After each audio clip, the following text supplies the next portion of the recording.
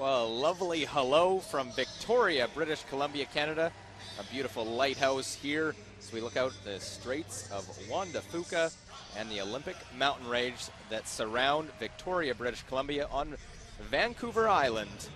As we look at some of the seaplanes coming into the interior harbor, this one of the oldest Pacific Northwest cities in Canada and the oldest current Chinatown in Canada, downtown Victoria, British Columbia, has flowers in full bloom for this year's. As the spring has arrived, we're inside the Save On Foods Memorial Center, and our feature game in Draw 16 has Switzerland at 4-5, taking on Japan at 3-7. Second to last round robin draw. As everyone piling into this beautiful facility for this event, and it is a second time hosting.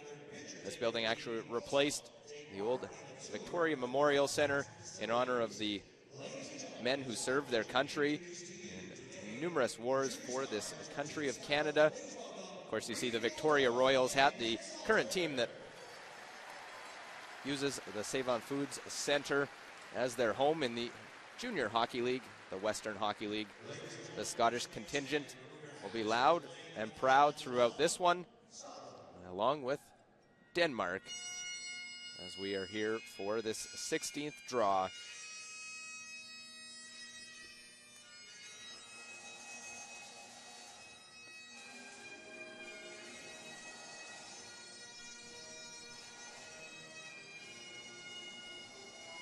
Has a chance to meet the lineups here for this game. Switzerland, Simon Gempler. Their second, Sandro Trolliet. Third, Claudio Potts. And their skip needs a couple of wins here today. Sven Miguel, the team out of Alvaboden, will take on Team Japan. Their lead, Kosuke Morozumi. Their second, Tetsuro Shimizu. Their third, Tsuyoshi Yamaguchi, skipped by Yusuke Morozumi. This Japanese team out of the Karuizawa Curling Club, Karuizawa, Japan. Look at the standings coming into Draw 16. Scotland is into that 1-2 game with a win this morning. They're at 8-2, followed by Canada. Then the logjam of 4 lost teams. Sweden, Denmark at 6-4. Along with Czech Republic, Norway at 5-4, China at 5 losses, along with Switzerland, the U.S. 4-6, followed by Russia and Japan at 3-7, and Finland rounds it out at 1-8. Now look at all the games going on here in Draw 16. We're on Sheet A, while Sheet B, Denmark takes on Canada. Pivotal playoff game there, as Sheet C, U.S. takes on Norway. Norway needs to win out, while Scotland, chance to finish 9-2 if they can knock off Finland. As the teams just being introduced, the customary handshakes. And Luke Coley here joined with Armin Harder as we get set for this one.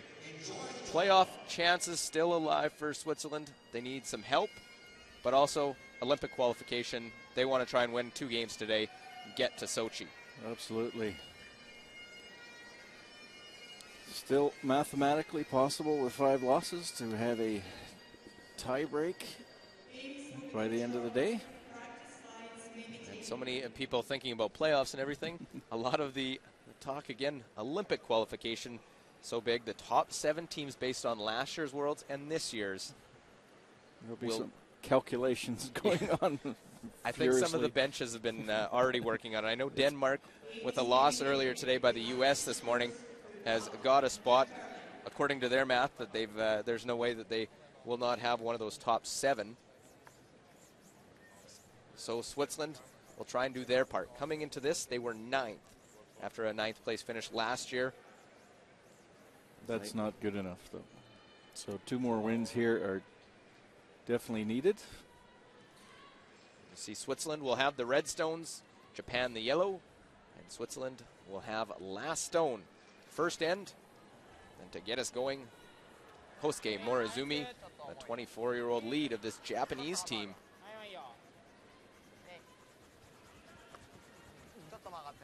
They do have a 3-7 record, but they have put a lot of scares into teams and knocked off Canada. First time Japan's beaten Canada at a World Championship. Quite a feather in their cap, despite where they may finish here at the end of this championship.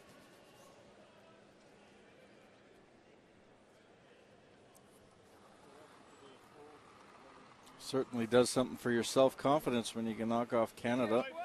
I'm sure the Swiss will be facing a lot tougher Japanese team than they have expected, or will have expected at the beginning of the competition. Well, Simon Gempler has been pretty accurate with these first stones. That one just a little bit deep this time, going to the back of the forefoot. So we look at the rules of play in round robin. 6 ends must be played. You have 73 minutes per team and 1 coach interaction. The clock will continue to run during that interaction.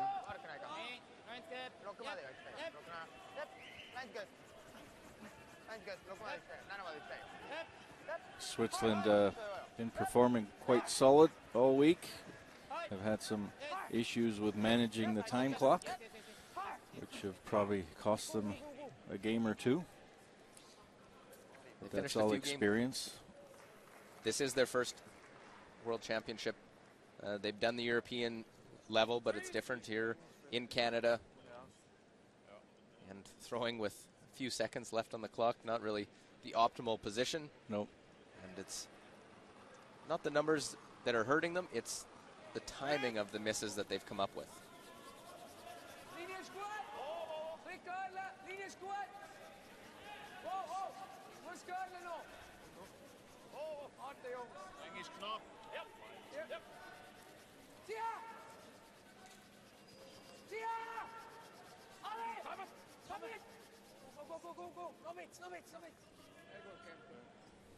Trying to corner freeze that stone. They sit just in front.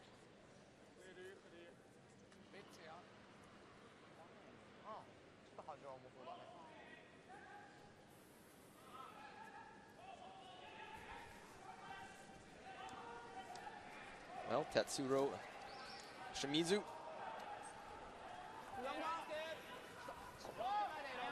try and play the in turn around.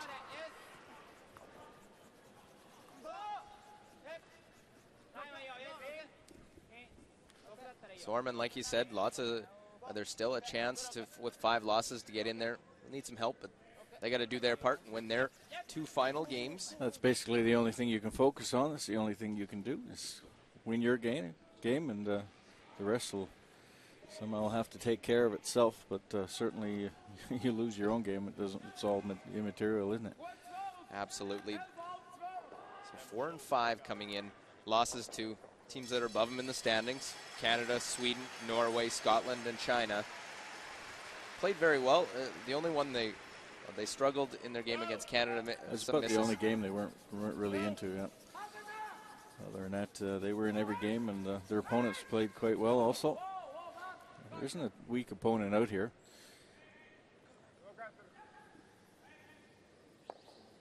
Well, over curling, I think they want to just tap that one.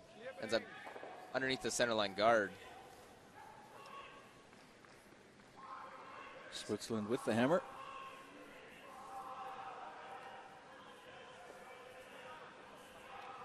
Well, it's interesting hearing teams talking about how much there's to play for every team in the late stages of this. Finland's playing for their right to represent their country again. Even the Russian side trying to make sure that they're the Olympic team as the host country.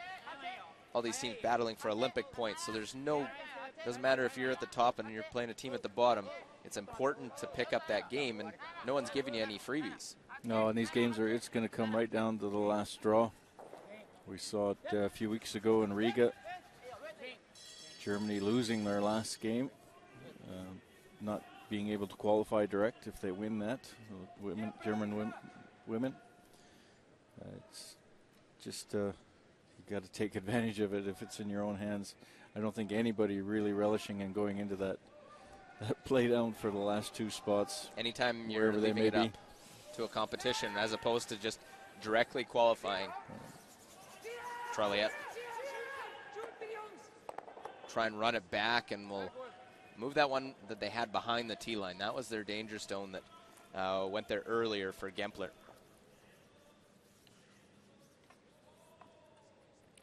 Sandro had some issues with his knee earlier on in the week.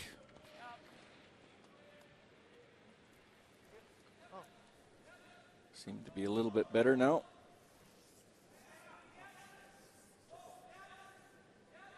Swiss have a physiotherapist here who's been working quite a bit with them.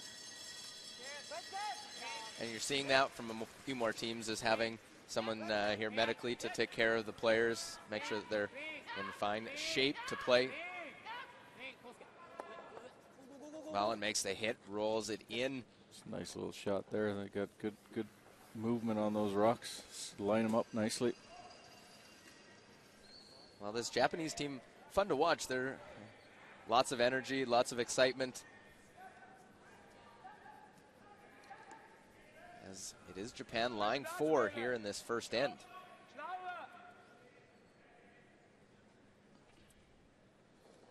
Well, Armin, cleanup time. Well, you certainly don't want to leave too many rocks around. You'd like to get some rocks into position here. Don't want to get caught out in the early end. Well, double opens up the center line area, gets rid of those 2 dangerous stones, the one top 8. Basically allows Japanese to draw around that center guard again.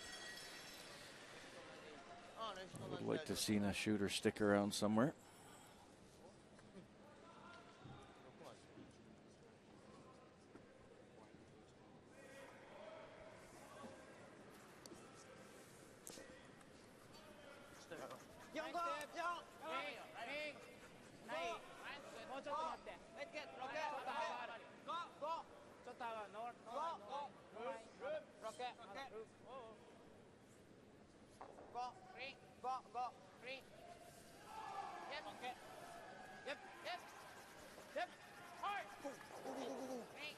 Well, trying to wrap one around, still be able to see part of it. I think try and get something into the 4-foot if you're Switzerland. Just putting that one top 4-foot, it's still a rock that's in a tough position for them. Well, this could be a big, important shot here. It's either you're setting up for a deuce or you're going to end up being forced to take one. So Claudia Putz really has an important shot here. Wants to hit that on the nose and stay.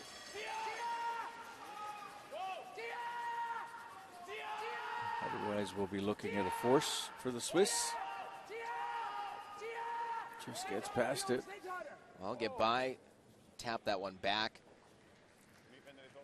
Nicely done to keep the shooter there. Yeah, it did roll open, though. I don't know if they could have thrown much lesser. Well, they had a little bit of room past that guard, not a whole lot. Yeah, could have thrown a little less weight, but at least they're making the Japanese throw something here. Well, if Yusuke gets a little bit wide on this one, it could end up being a jam on that stone back 4-foot.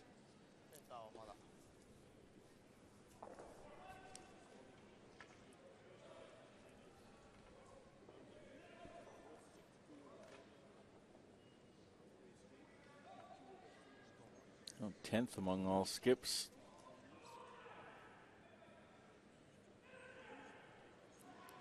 Lower numbers. He made a lot of shots against Team Canada. Yeah, didn't have big numbers in that game, but in the mid-70s got some mistakes out of Team Canada. Was when he made the shots. This looks like it's moving. And will touch the guard. Rolls off to the side.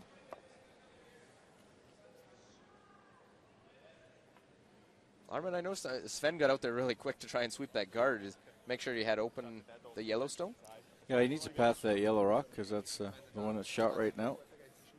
Wants to make sure he's got a fairly simple shot with his first rock of the game.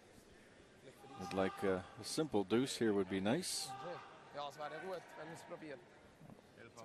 That just shows you how important that rock was from Claudia Pats just to get that into position.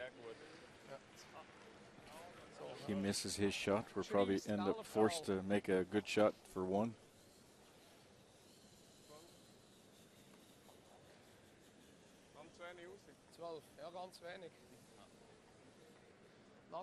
Well, it's a swing by forcing your opponent to come after and chase one of your stones as opposed to having the open draw around the center. They had to make the hit.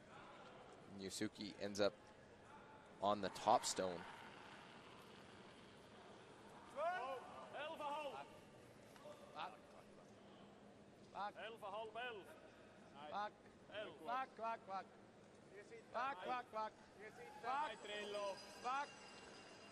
It's got to get past the front one. He wants it to stick around. A little tap, but rolls too far and just a little more weight than what he needed. Needed to stay second with that. Yeah, it looked a little heavy, maybe a little outside.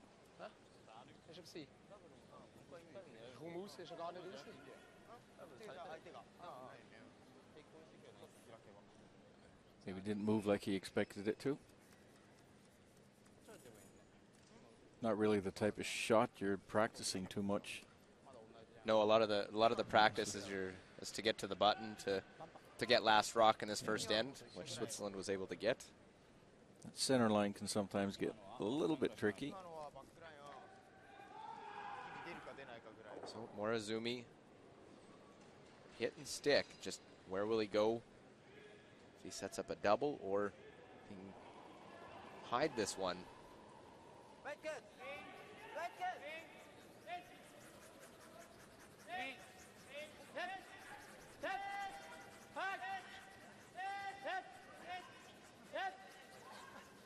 Well, try and make the hit.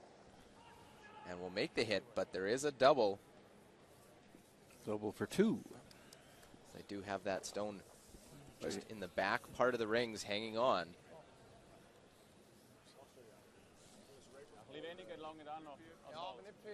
It's not a difficult double. Should be fairly routine. Be a good start if you make that.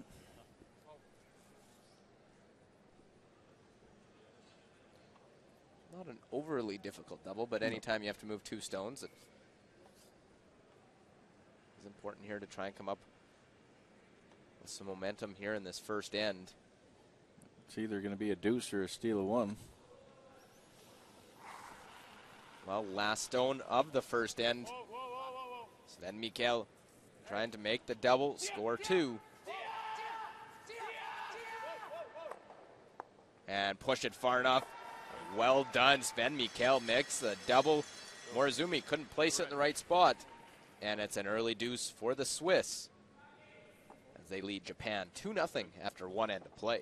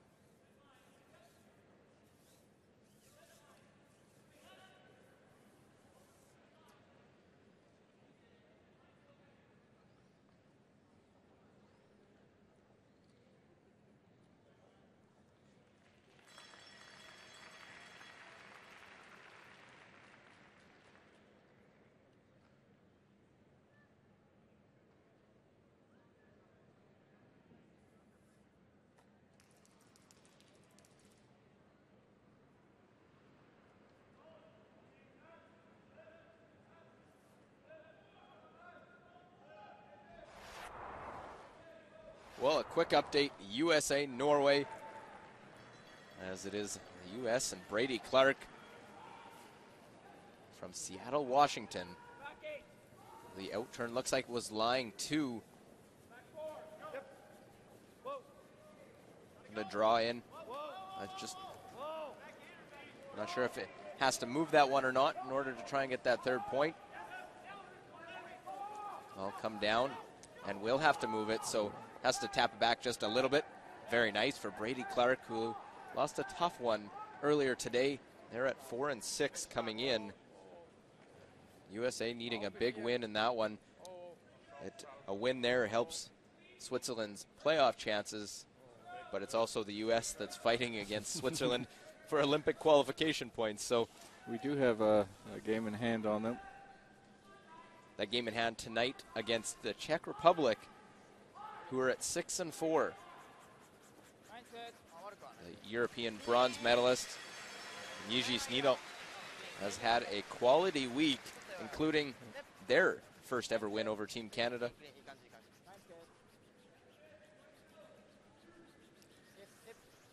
Yeah, you know, the Czechs will be there for a tough game.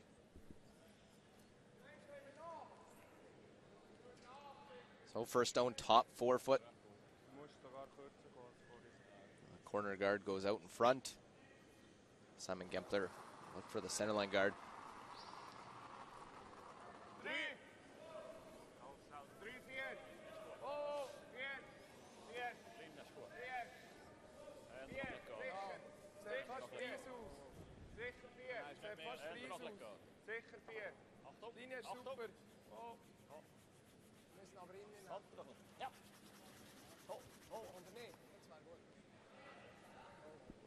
And they did drag it in.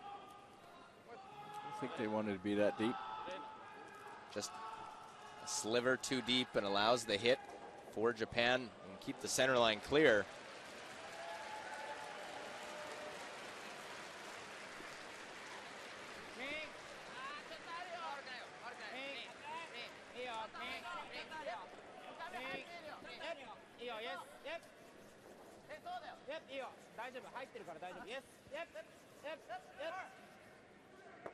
Well, just playing real quiet weight at that as they'll move both those reds, push them behind the tee line. Leaves the center line guard. Yeah, the Japanese have been known even to be very offensive. So I imagine that's what they're going to do. They beat Canada being offensive. It was a 10-8 game in an extra end. Lots of stones in play, and they like the finesse stuff. Scored 2-3 enders against the Canadian side. Switzerland hoping that they don't allow that, as peel of the corner goes into their center, runs it back. Charliette puts it in, and it's Japan line 1 after that, but nothing out in front. Electing to guard this one up, knowing it's early on. And playing a hit on that red is probably going to leave a double.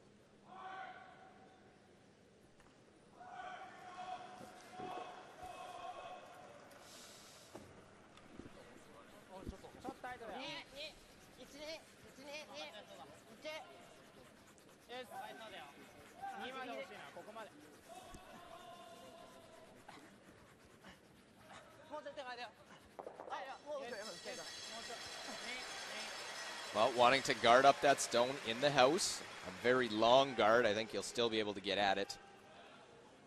Might have overcurled, but we'll jump over and look. Finland, Scotland. It is a shot stone right now for Finland, but some angles that line things up for Aku Kosti, trying to win their second game, taking on Scotland, who's into the 1-2 game. Nose hit. Should be able to spill both the yellows. There they go. Shooter rolls away. And it's 1-2-3 for Finland against the Scots to start things off. A couple of threes in the first ends of games in this second to last draw, as Switzerland able to make the hit and roll away to lie 2.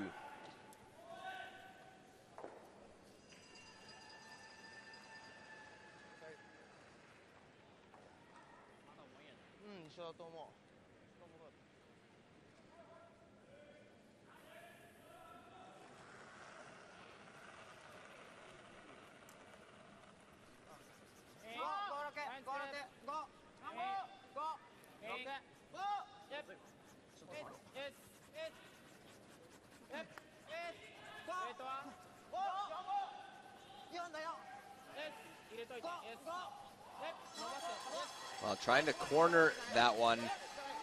This one over curling and not enough weight, so short. And it is Switzerland lying 2. Very short. Problem is you don't expect that. What the call at this stage?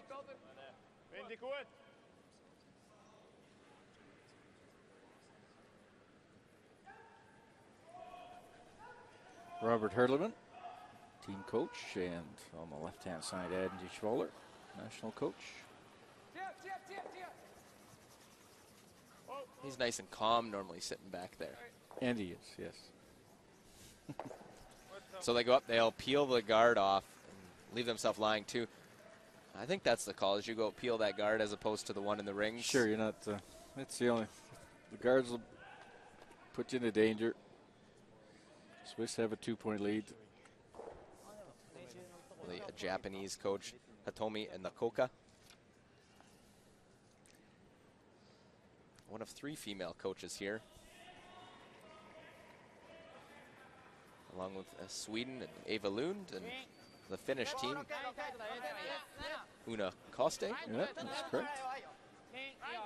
You were paying attention this week. Done my homework. Japan trying to use those stones behind the tee line, trying to freeze to them.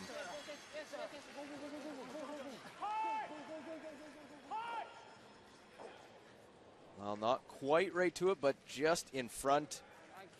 Double opportunity for the Swiss to take them out. Well, however they play this, they got to be careful that you don't end up jamming off because of their level in the rings that could go in. Playing it this way could go towards that other red, or are they just playing a nose hit? Yeah, it's not a very, I think it's a nose hit. It's not very long, it's not very quick. If you wanted to peel this out, you'd want to throw it a lot harder than this. Nose hit's pretty good. Just exchange those. Now you're sitting in a good spot. Is Japan lying 1, but not a lot of room to work.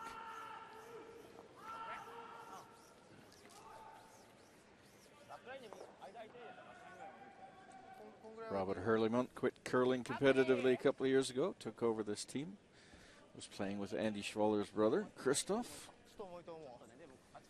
And his transition to coaching has been really good. Brings a lot of experience, calmness into a team, settled these boys down. And I'm sure they've had a few talks about time management coming to the end. Something that maybe not. Certainly this week they have. Try to figure out when they need to and just keeping an eye on it. A better track is Japan trying to play the little hit and roll over to the red. That's nicely done. Just congesting the stones, trying to use those reds to their advantage. That's been a great learning experience this week, regardless of the outcome for this young Swiss team. It'll make them a stronger team in the future.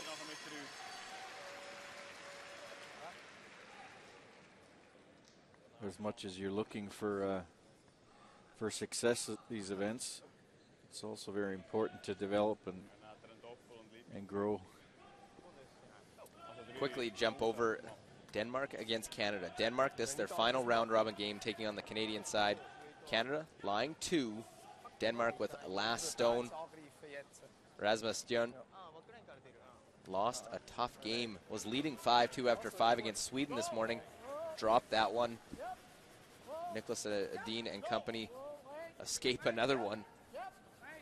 Looks like nose hit. Get a single point. And a little roll, but it's good. Denmark gets 1, so they're on the board first. 1-0. Canada can get into the 1-2 game with a win. At worst, if Canada is unable to win either of their games today, they'll be in that tiebreaker, that 4 loss, depending how everything else is still too early to. Way too early to predict. No idea how that's going to happen. Only thing we know so far is Scotland is in that 1-2 game, one way or the other.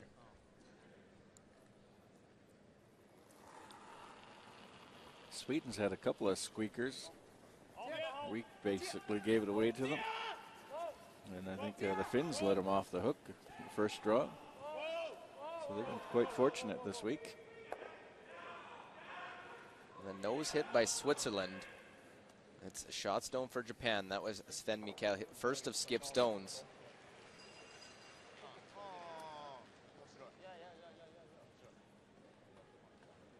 A double, try and kick that yellow stone over. You see Shimizu, the second on the team, but the vice skip, holds the broom.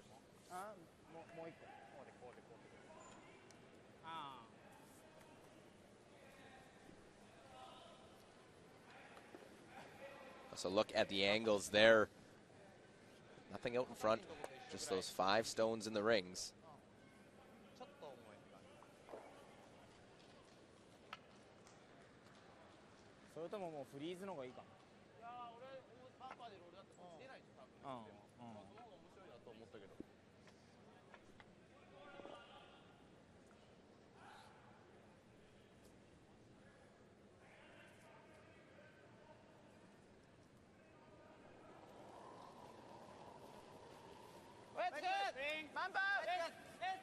So Morozumi is like trying to make the double of those 2 reds.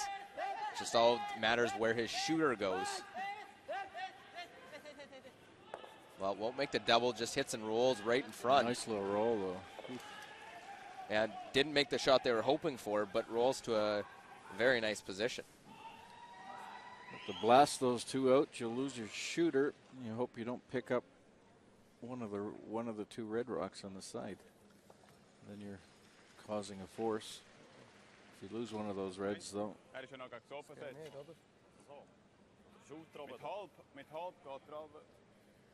don't think you have much of a choice anyways. Just blast it out of there and hope. Ich habe das Gefühl, es lange sogar mit 3/4 noch. Ja, wenn man so schnell Doppel hat er das sowieso nie.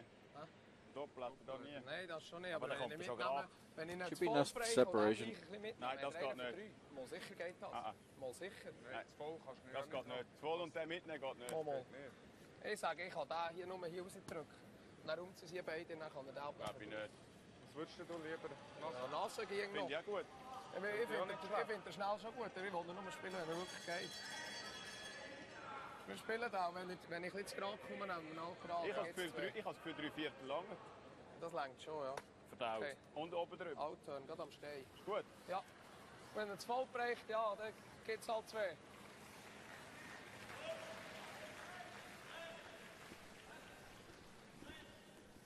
There was a lot of Swiss going on there. So what? They were just talking about how much of it they need to hit, to go over maybe the top. A possibility of just hitting it on the nose and giving up, trying to cut them down that way. Sven was a little concerned at the beginning. Don't hit it right, take one of the red ones out, and giving up. You just have to make sure you get both of those. I think that's the biggest thing here. Sven Mikkel last for the Swiss skip. That's got to curl a lot more. Well, there you go. He goes up the side and they lose their red. That's the problem they were worried about. Needed a bit thicker in order to roll over the top of it. Now an open hit to score 2 was their worry. Well, nothing laid to that one. Yeah, it just needed to curl up more. Of that weight, doesn't curl a whole lot down the ice. Sven will give 2 right back to Japan. Yusuke Morozumi has the open hit for 2.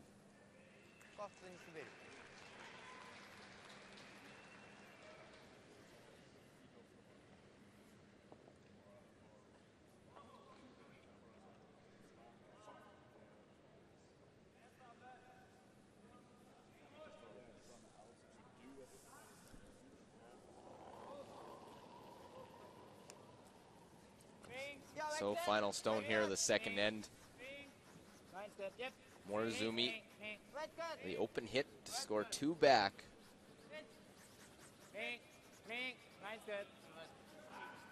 And not a problem, just the hit right on the beak. A hit roll by Morozumi on his first, set up a 2 as we are through 2. It's all square. Japan, Switzerland.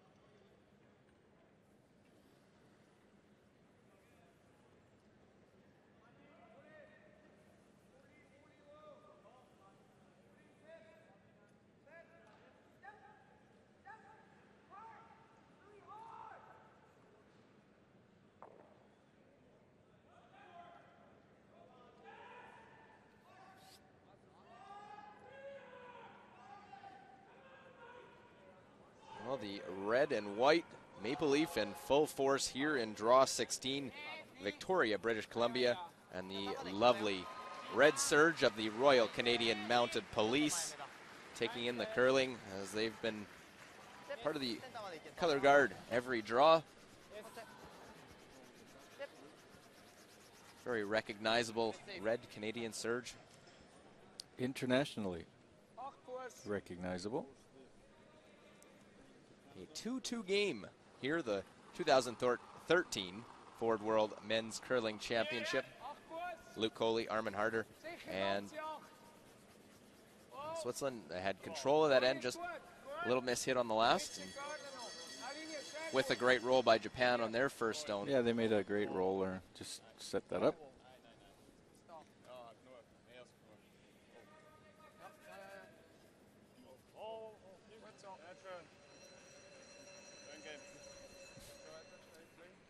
Well, as that one settles, we'll look over USA-Norway. And Switzerland, not sure which side they want to cheer for here. Playoffs, if U.S. wins, Olympic stuff, we'll talk about that. But facing a couple here.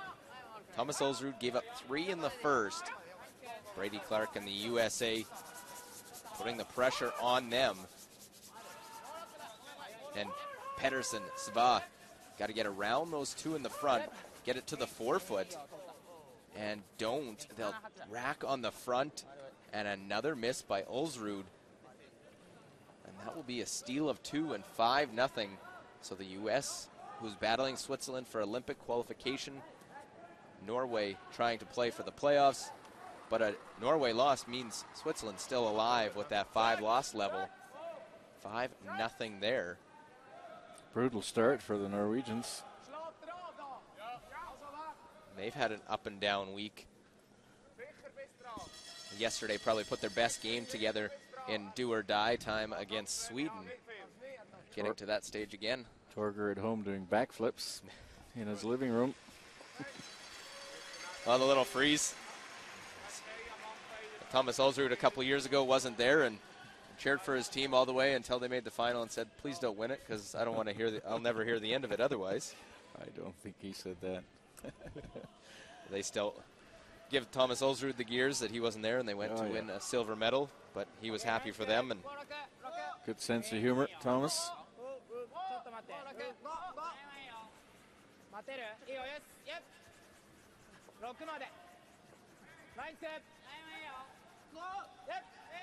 Well, trying to come right around a couple of stones a little bit deep in the house here in our feature game. trying to get to the nose here is this Japanese side. That one curls nicely into the side of the Ford logo. Very nice shot. Jump over to sheet D, Finland, Scotland. Finland also gets 3 in the first. Scotland trying to answer back, and it looks like they're lying one, trying to make a play on that top one. Trying to get a second point, it seems. And just touch it back. Important angle on this one for David Murdoch, trying to keep their roll going as they sit 8-2. They are playing. The hit on that top one will stick around, and Scotland will get their 2. So 3-2 after 2. A 1-point game over on sheet D.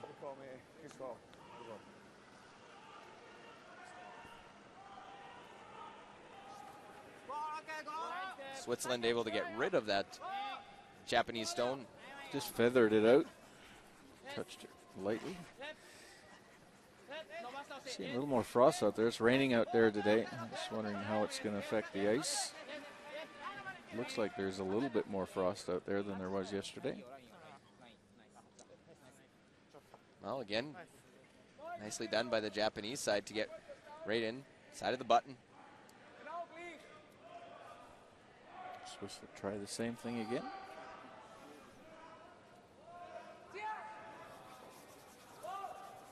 Well, they can get rid of all 3 if they hit it a little thicker. Get by, and loses everything but the back yellow. It's close of who shot stone now.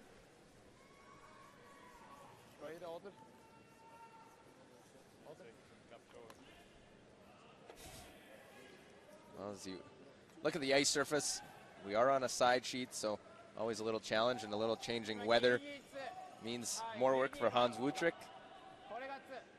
Must be serious. He's Putting his taking glasses on.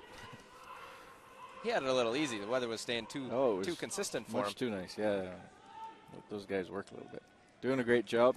Teams have really appreciated the great surface here to play on. Good rocks. Curling nicely. Well, Yamaguchi would like this one to curl in behind.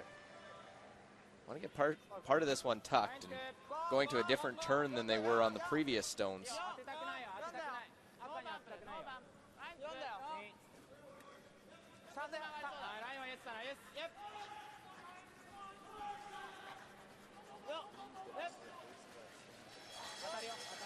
Wow, but that one well short. Yamaguchi didn't have nearly enough on that as it ends up just barely moving off of that guard. Did you see wiping the sweat warm and here in the building? It is warmer in here today. It certainly is. And hopefully the rain will fill up this stadium a bit. As we get to the final stages of round robin, lots of intriguing storylines and games in this draw and tonight. I don't think it's ever been more fascinating, especially with the Olympic factor in there. It's certainly very exciting. Unless you're responsible or involved with some of the teams yourself. A little bit more stressful.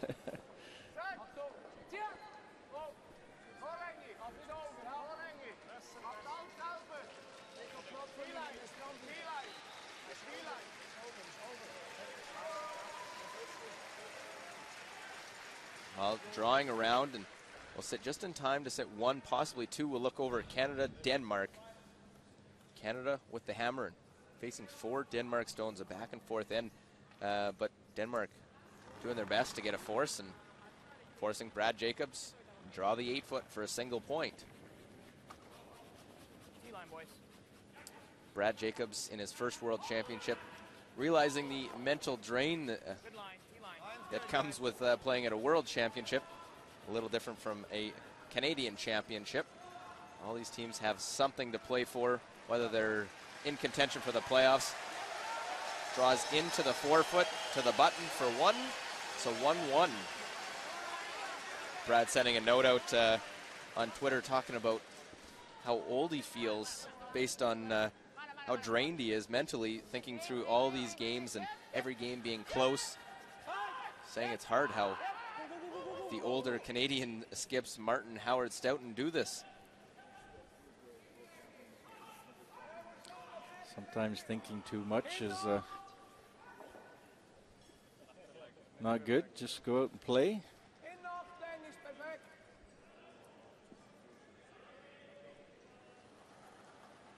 There's so much routine involved with those old players. Instinctively know what to do. Sometimes overthinking it. Brad Jacobs' first World Championship, sort of similar to Sven Mikkel. Yeah, it's just experience. Past the guard. That was the big nice scrub shot there. And move it far enough. Yeah. Still close who's third shot, but they get into a great position. Really good position at the moment. Claudio's had a good week at the third position. Yep. Tied for second, 87%. Yeah.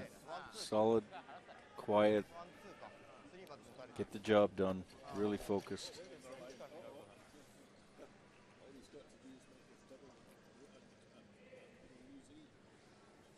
I've been really impressed with the Swiss team, the way they've developed over the last 2 years.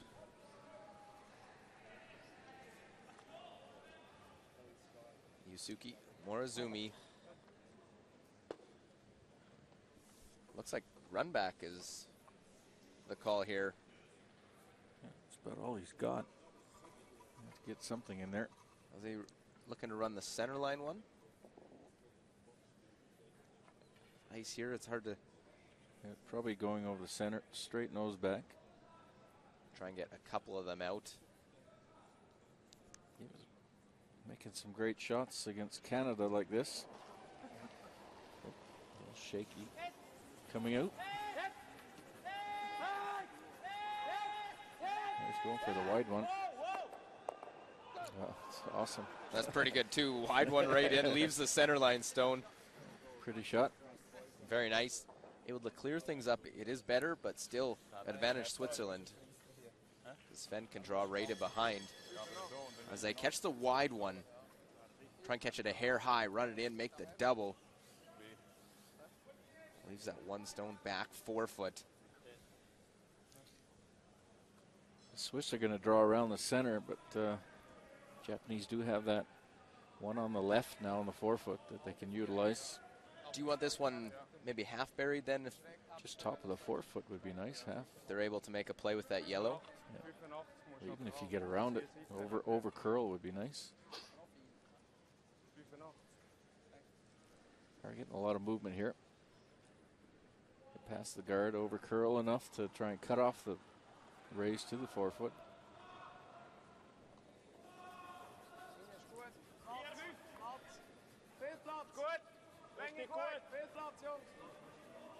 Lots of room, they're saying.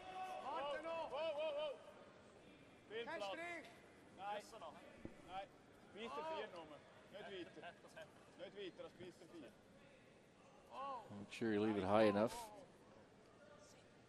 That's well played. Top button, so nothing frozen to it.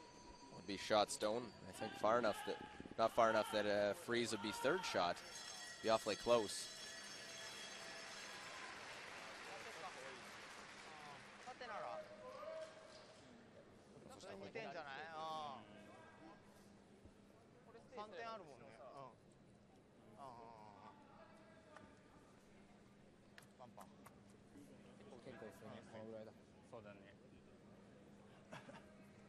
Plays his angle takeout. It should leave a free draw for, unless he just gets it right on.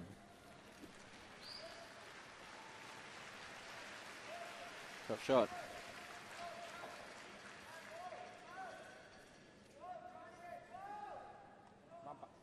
Yeah, it has to be pretty precise to stick it on the side of that red stone.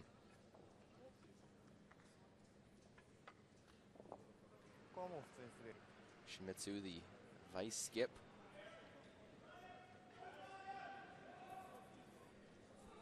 Morozumi, his second world championship. His previous appearance was in 2009.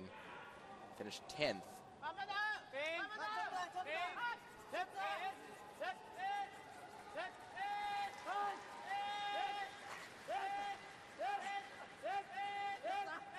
Trying to slash this one in. If it overcurls, they do have the back one as a possibility. And rolls off. Now, how far did it go? Is it going to be fourth shot? Does he leave the double for 3?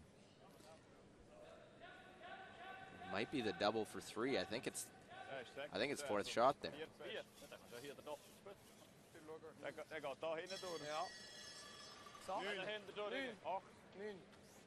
I believe worth to play it if you end up. Well, you got to play it anyway. So. Well, you could draw to it, I guess. Yeah. Might as well try it. I think it's closer between the top part of the 12-foot to the one in the back of the 12-foot. Yeah, the back 12-foot I don't think is in play, but certainly 2 on the side. Well, this will be the double. Get 2, possibly with a measure for a third.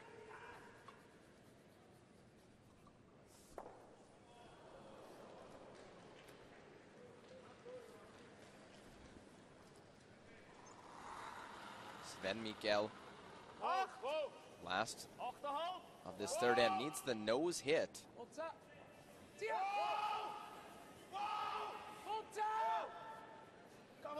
I'll try and spin that one out. They don't clip the back one, but I don't think it would have mattered. I think it's 2 now. They'll take a look. And no measure. Looks like giving them the 3, as it will be a big end right back by Switzerland. So lots of points through 3 ends in this game. It is a lead for Switzerland, as we're through 3 ends of play.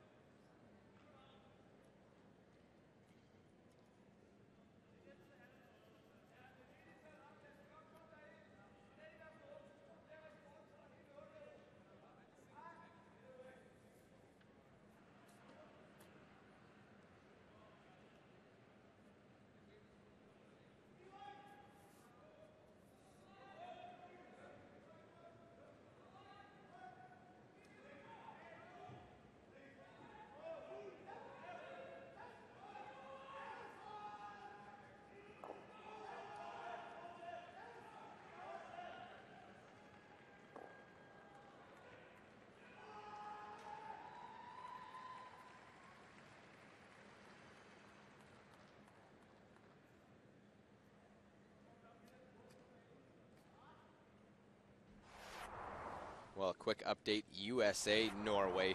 Important game over on sheet C, as it is Thomas Ulsrud, after Brady Clark had a hit rolled out. Now leaves a shot for 2 as an open draw here for Thomas Ulsrud.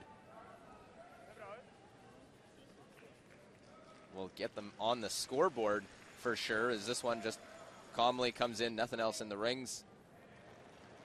So 2 for Norway, now 5-2 over on sheet C.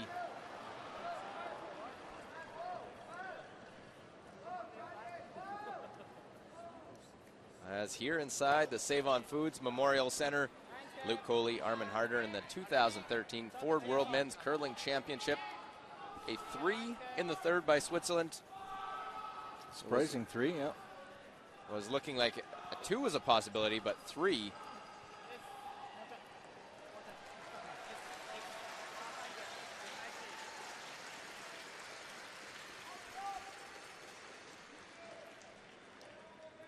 Well, final day round robin. Here in the background, crowd getting into all 4 of the games going on right now. See Simon Gempler. Numbers for the event so far. He's been accurate with his placement of stones. It's tied for third among the lead stones. Best lead being at 92%, so Simon's not far off. Good showing for him all week.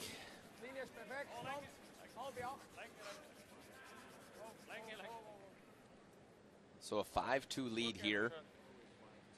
Bring another stone into the house. After giving up 2 in the second end and deciding we don't need to put a centerline guard up, we can bring 2 in. A little bit lower numbers for Morozumi coming in, 85%. That's 11th among the leads.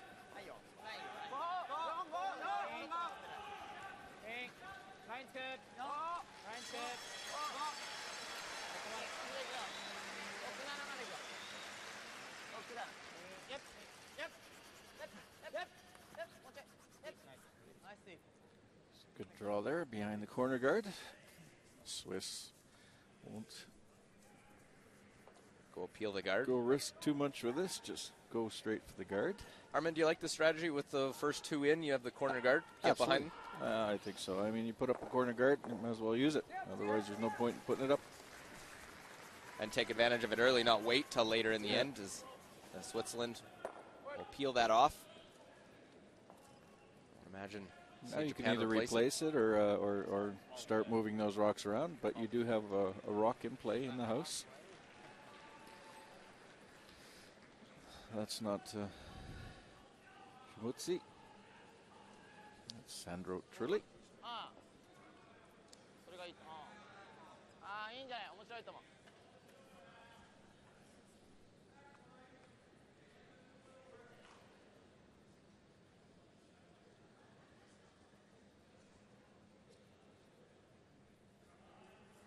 Shimizu, 83%. 8th among seconds. Top up at 90%.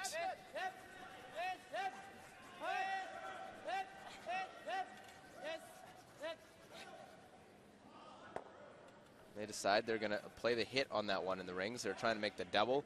I would have liked to hit it a little thinner, roll over a little further. The double set up now for the Swiss.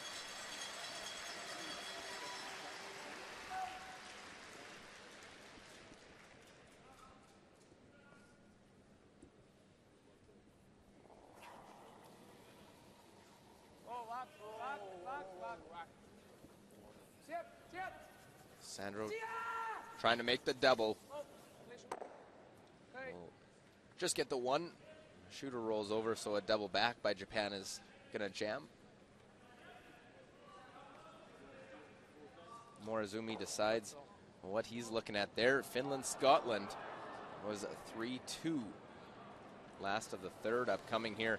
Aku Koste, the out turn. He has to get to that one. It was just thrown by David Murdoch in the back part of the rings, and Finland giving Scotland everything they can handle and then some in this game. So have to get past that one. See 3/4 of it. And Aku Koste just gets by the front, the sweeper front end there, able to make one for their skipper, and they have a 5-2 lead. So 3 games out there, 5-2 the score after 3 ends. You see those 2 Japanese stones sitting in the house. And Swiss will try and hit this on the inside, get some movement towards that other Japanese rock. Claudio Potts tied for second. Just a percent behind the leader. The leader being the Canadian third. Ryan Fry.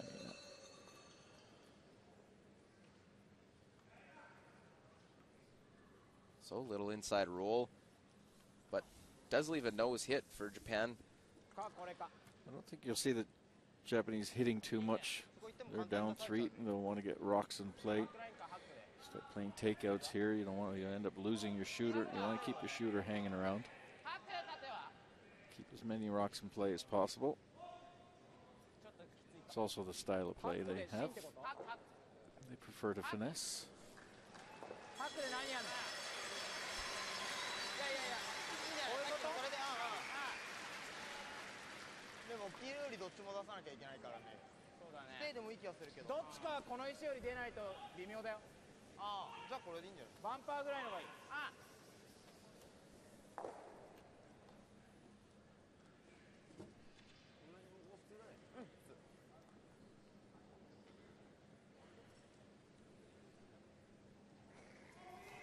Tsuyoshi Yamaguchi, 81%. Again, lower than that of their Swiss opponent. And they do elect to play the hit on this one. Don't make the double, but leave that one around. Kick it out from the forefoot. Allow Switzerland to hit. Lie two. They can nose it and lie two on the side.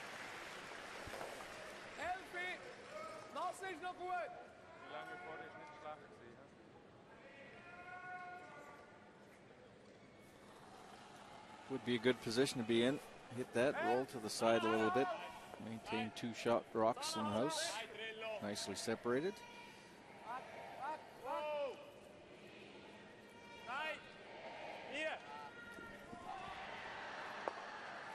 Don't want to roll too far, and that's what they do. Well, it does roll too far as they end up rolling to the side of the 12-foot.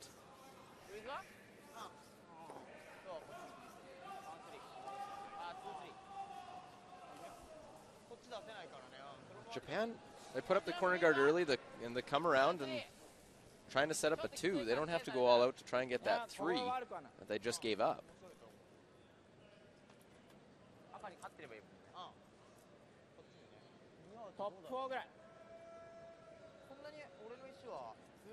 They're drawing to that one on the left.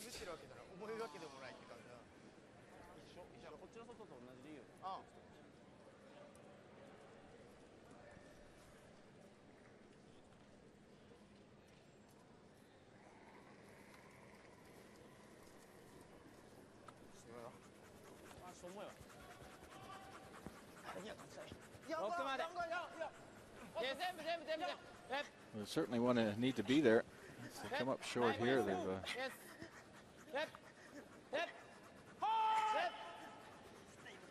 made a mess of it. Had an end set up and they come up way short. Those are the really important shots. If you're going to go aggressive, you got to make sure you come somewhere close to that rock. That's a really bad miss. Unfortunate for the Japanese. This will let the Swiss get rid of the one stone. It belongs to Japan in the rings. That's not the case of being a foot short. That's out in front. That's nowhere near where it wants to be for Japan. It's got out to the side. I don't know how much the frost is affecting the ice out there. Do see a little bit more in there today. It's raining outside. It's nice and dry up until now. 84% this week for Sven Mikkel in his first World Championship. Third among skips. Will peel that one out.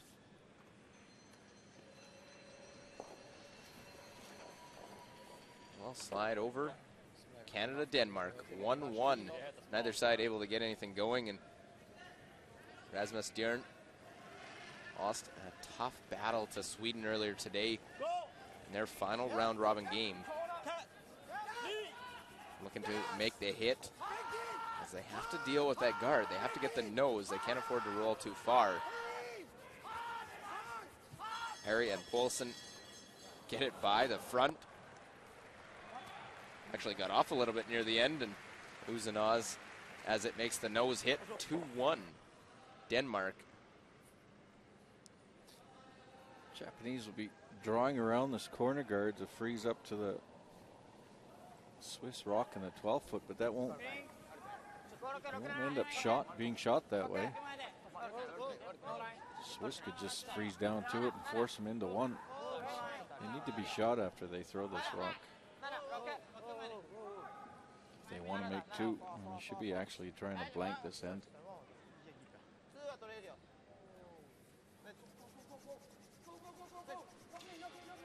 And that one slides too far. I don't think it's going to matter if it's second or third shot, because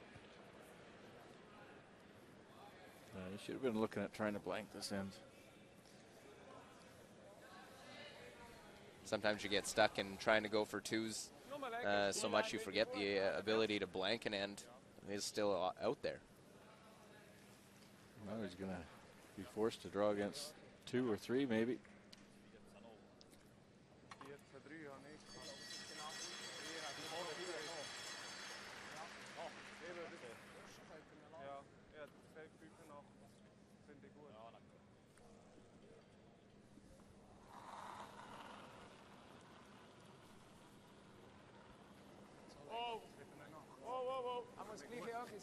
Lieber open, hè? Bal wel genoeg. Lieber open, hè? Aanblijven.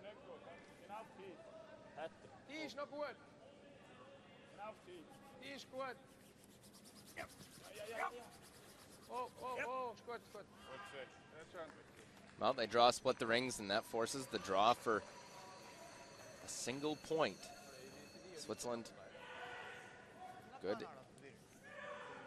A force with that draw after a couple of mistakes by the Japanese side.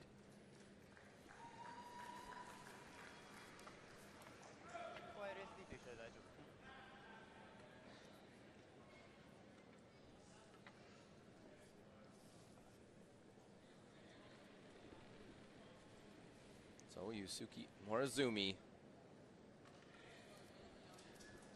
it's just 73% throughout the week. He's had some ups and some downs. A lot of games the last couple in the 60s, but has beat Sweden, has beat Canada this week.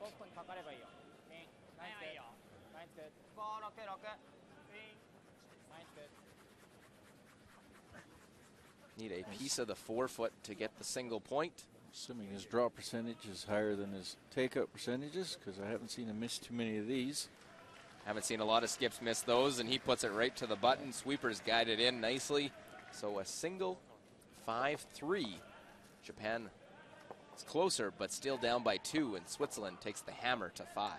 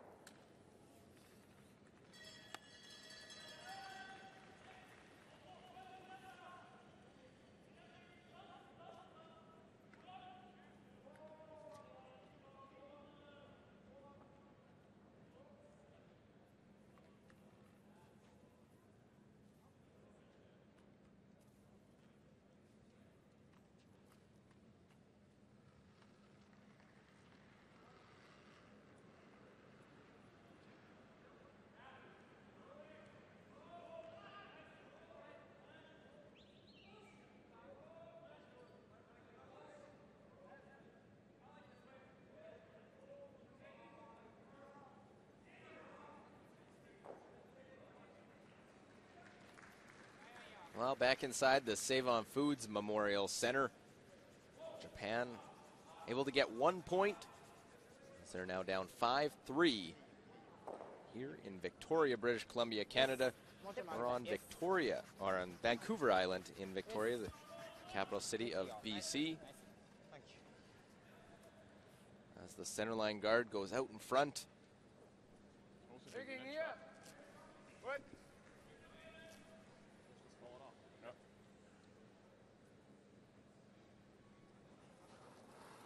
Centerline guard, now an important come around. Gempler, important rock positioning of this one.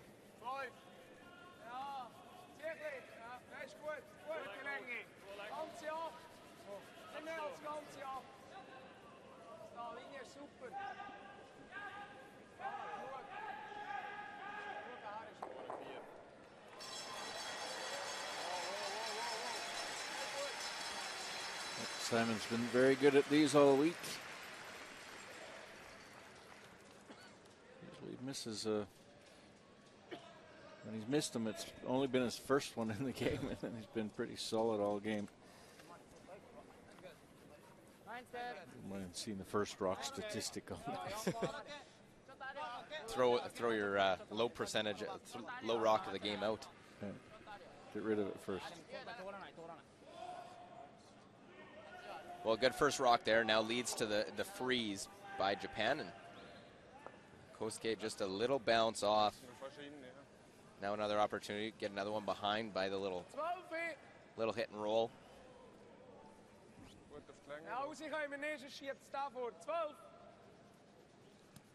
A little hit and flop.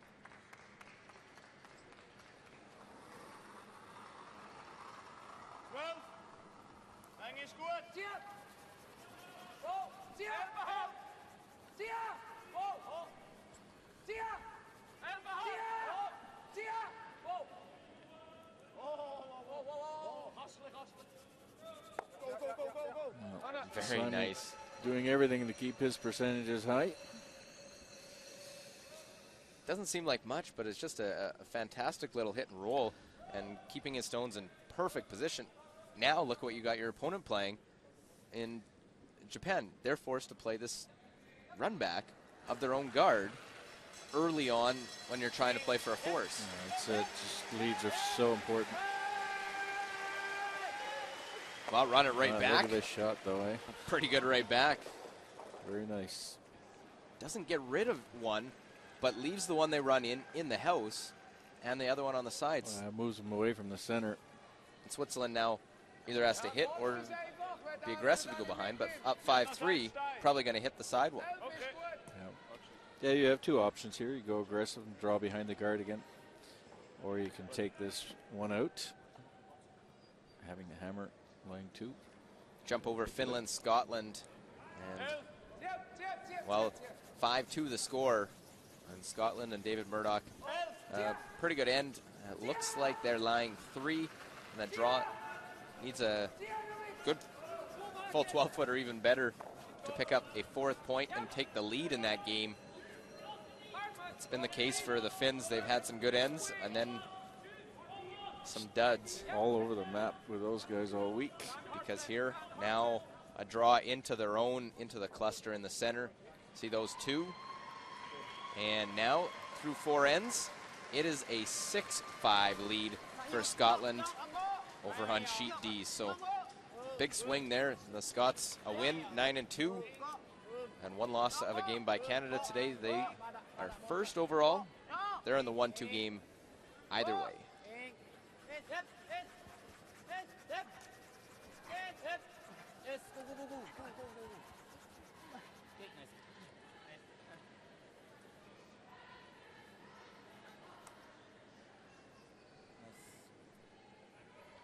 So Japan takes a bit of a chance drawing in behind. A long guard, but I think they realize they got to go for a chance at it.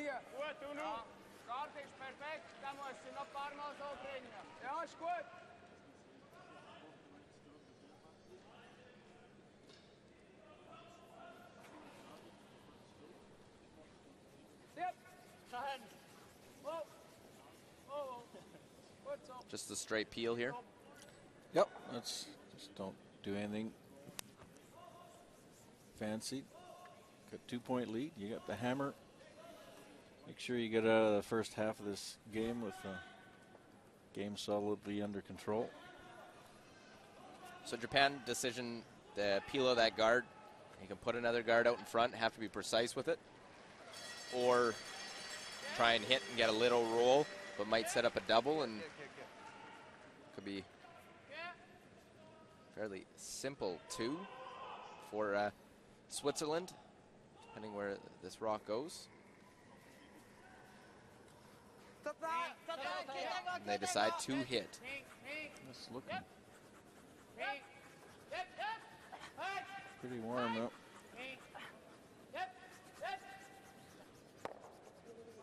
Well, they can roll big. They just don't want to.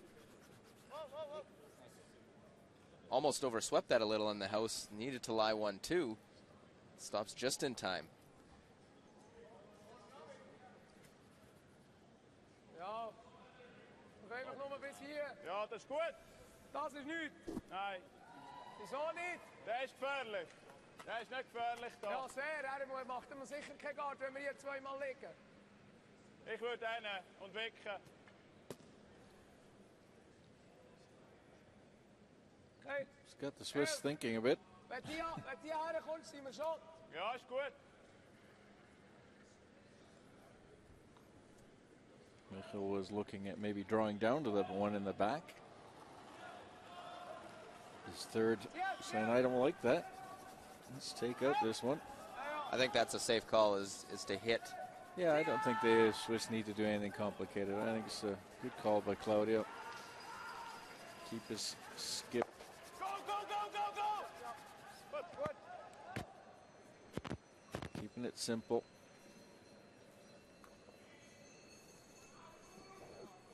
Now it becomes complicated for Japan. How do you play this to try and avoid jamming on the back?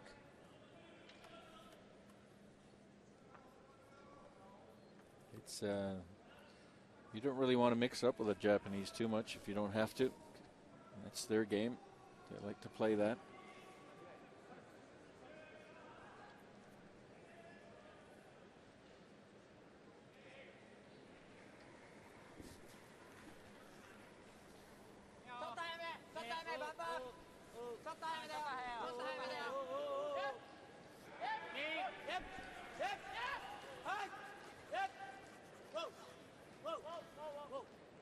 Well, make the hit. Avoid the jam as we look over. That's a messy house over Denmark, Canada. Looks like Canada lying very close of whose shot. Looks like they're lying one, and Brad Jacobs trying to play a double raise, it seems. Maybe we'll remove all the red ones if he hits it right. He's playing it quieter than I thought he would. Yeah, Trying to go across, touch it over, unable to do so. So another single. No one able to really get anything going, but lots of rocks in play over on sheet B, 2-2. They will head to their fifth end break. We're in our fifth end, and Switzerland makes the hit on that stone, but jams on the back, rolls that yellow Japanese stone to the center. Skip stones upcoming. Japan trying to get a force.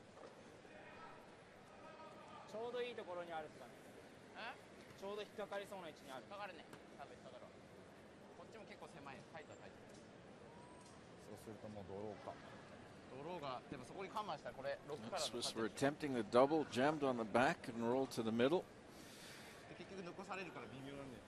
Japanese here in a position to maybe force Swiss in this end.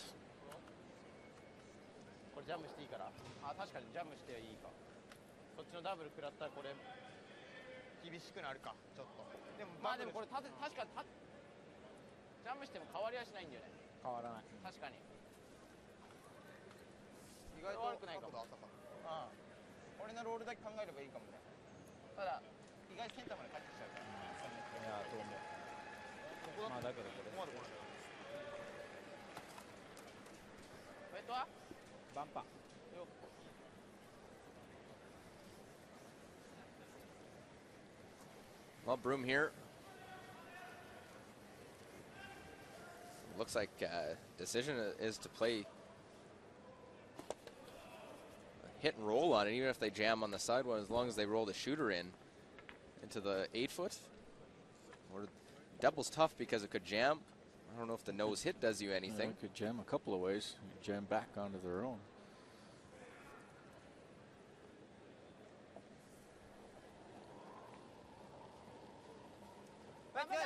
Strong to the open side. Playing a hit on something.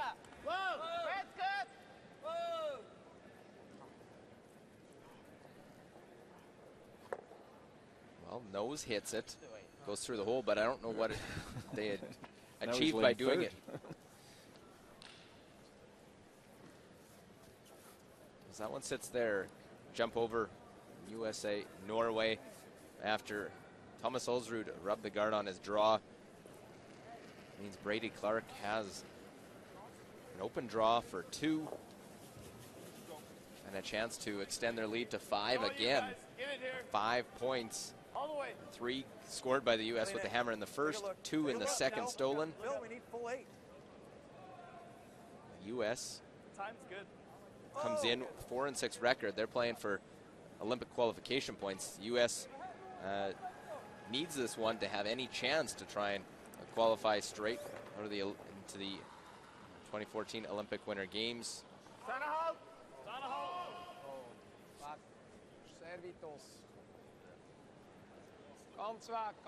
Swiss not even looking at this rock. It needs to hit and stay. And comes up at the end. Yep. So line 2. I think if you're Japan, you have to play the double now. Yeah, and you got your own rock, maybe a little in the way.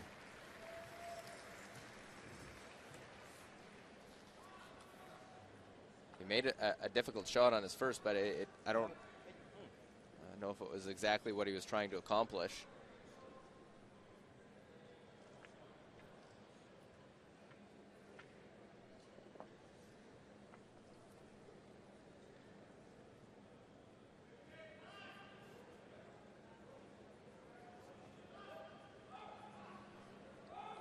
So, Yusuke Morozumi, his final stone of the end without the hammer, looking for the double. Get one, and there they go, rolls it out. So now we're looking at a blank 5th end.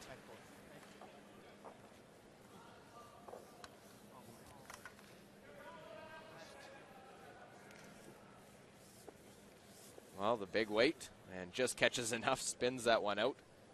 A shooter unable to stick around. He wanted to make sure he made the double even if he didn't hit it perfectly.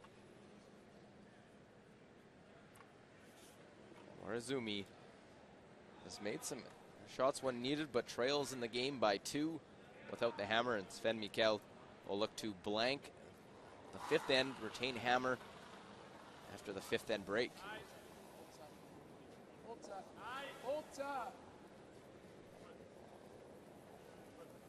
Well, make the hit, roll out, and that'll mean a blank 5th end. It'll remain 5-3. Switzerland leading Japan. It's the 2013 Ford World Men's Curling Championship.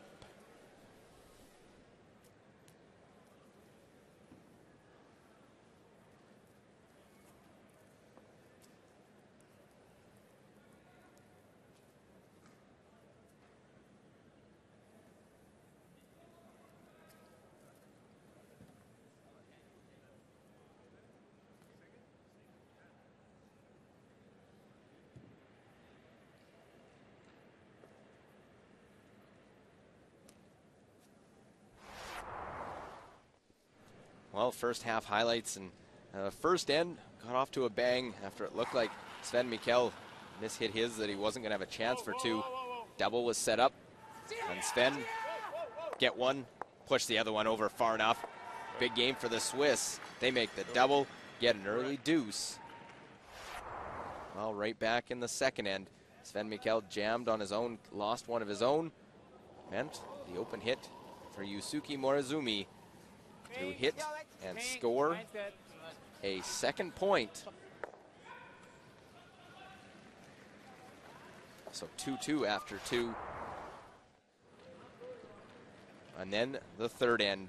A cluster of stones, and Morizumi set up this double that is now a chance for 3. His hit is a slash. And Sven Mikkel in Switzerland get their 3.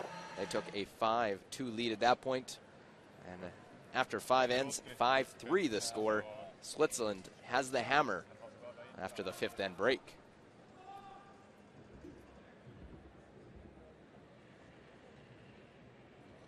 Well, through 5 ends, the other scores 2-2 Canada, Denmark, US dominating against Norway, up by 5. While 6-5 Scotland with that big 4. They lead Finland, trying to finish off round robin with a victory. Ja, dat heeft naar afval. Maar we vinden het gewoon op in begin.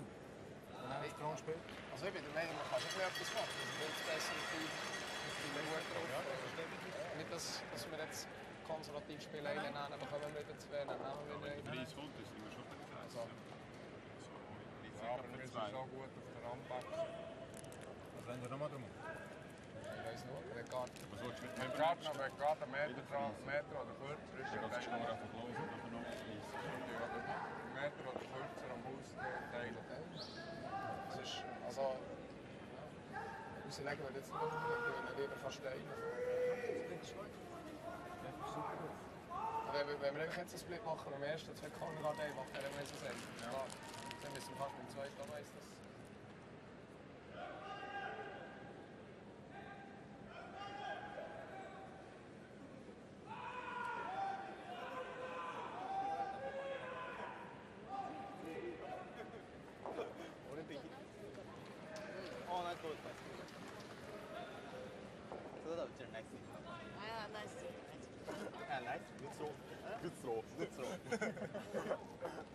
あ、ごめん、俺8割だから。いいよ、2割もらえる。1.2割ぐらい貢献した。0.8割から2.2割。ゼロ。ゼロ。なんで？見てる。ただのかかし。立ってる。そこに立ってるだけ。ちょっと時間ないんだよ。ブラシがないと集中できない。あ、違う、うちら高校だ。専攻だそうだ。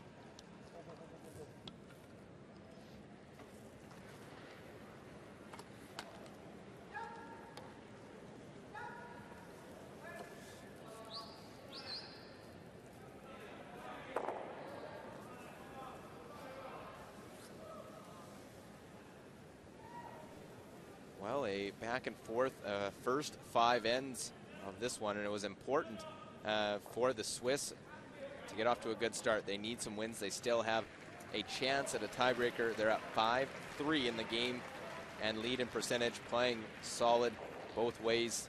Draws outplaying Japan 92-83, hits 82-77, overall 86-81. They will have the hammer in this 6th end. No steals in this game. Both sides getting set to begin. And as we started out in the first, it'll be Kosuke Morizumi will get us going again. Japan trying to force and keep rocks in play. 93% for the lead of this Japanese team.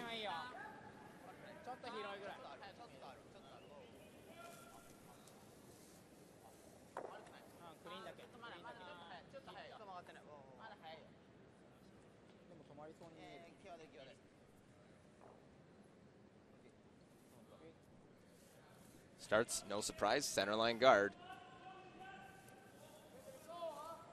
And we're going to see the split shot to try and split them up, try and push one in, and roll it off to the other side.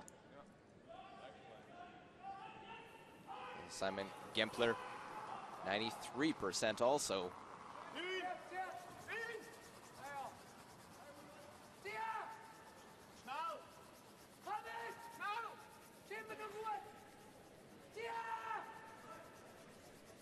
Well, they're trying to tick it over. They can't remove the stone, so just playing the split. Moves that yellow off to the side. Both hang around in the ring, so opens up the center line. Kempler. Not an easy shot playing that, but just moves it over and brings play back to the wings.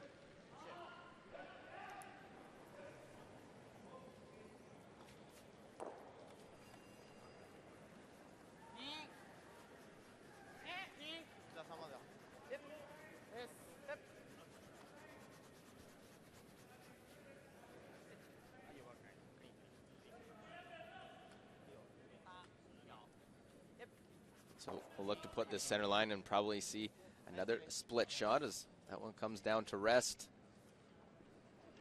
We can get a look over again. Finland, Scotland, and Scotland is starting to control things a bit. You see those three in the rings for Scotland. Out-turn draw. Trying to get a single point, tie things up into their fifth end break.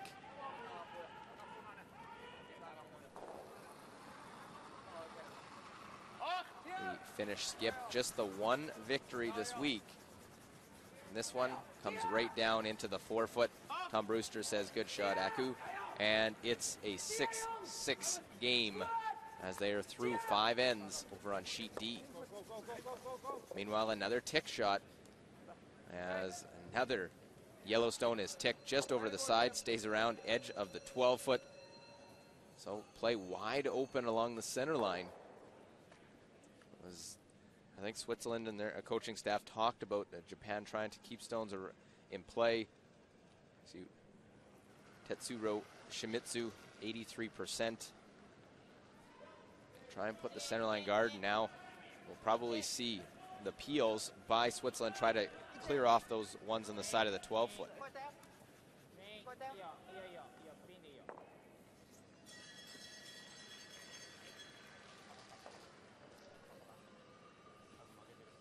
Well, a high centerline guard, probably knowing that Switzerland will go after it if it was tight.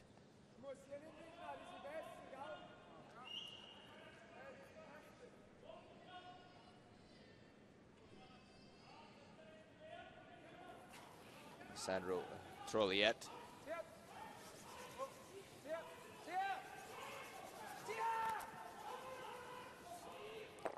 Trying to peel it right into the top.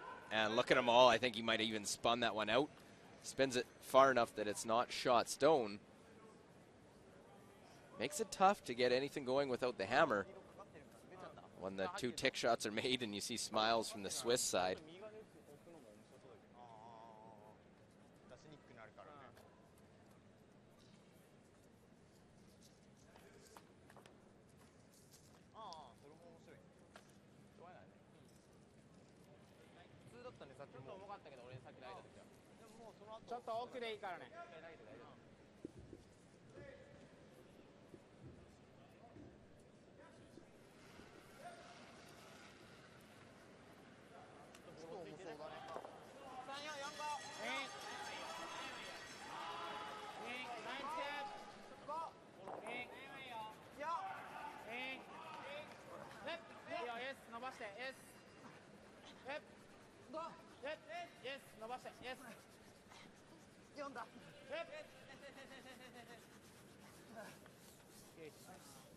Well, trying to get something hidden as that one goes off to the side.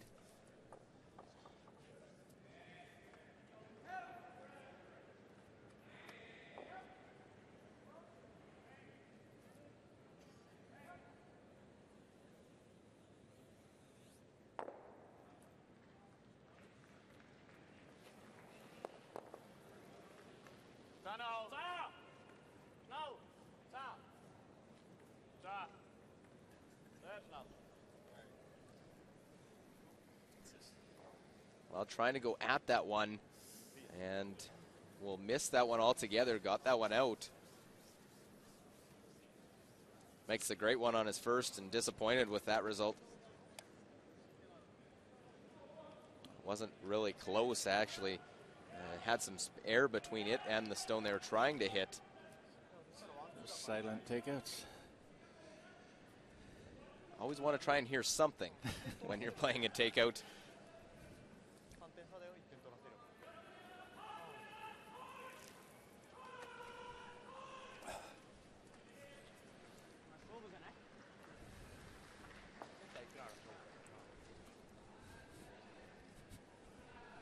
73% for Tsuyoshi Yamaguchi.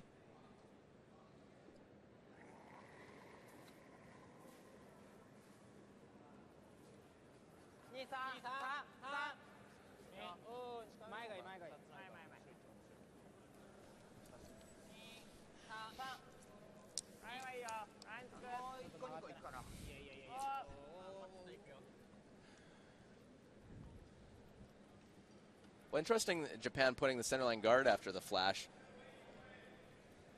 Now gives something for Switzerland. They could either play at it, you can peel the center, roll into it. Like they're thinking Switzerland, maybe they'll go after the one on the side and you have something to draw behind on the center.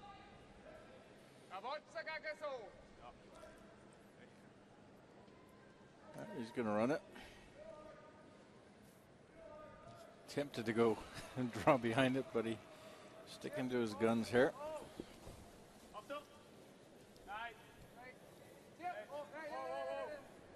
I'll try and get the one on the side as well.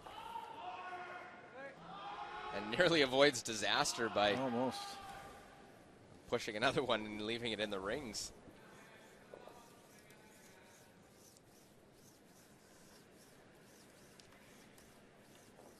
So Japan again, put up the centerline guard.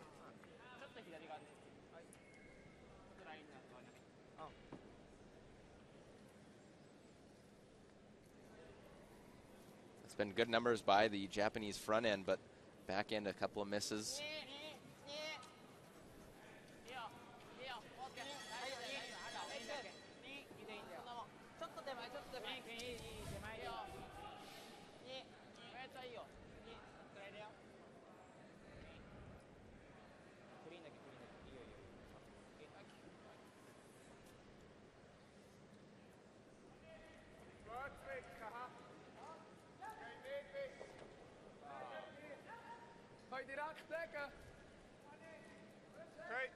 Down to thirds rocks here.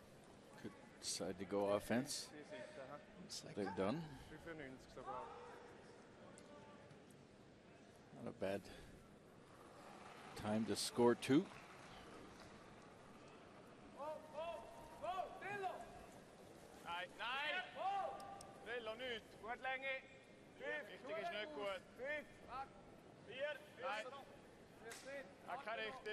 Needs to move. It's not curling at all. It's looking a little warm too. This is one that you don't want to be deep. Now it's coming down. Well, they It has moved pretty late. did get it across center line, sitting in the forefoot.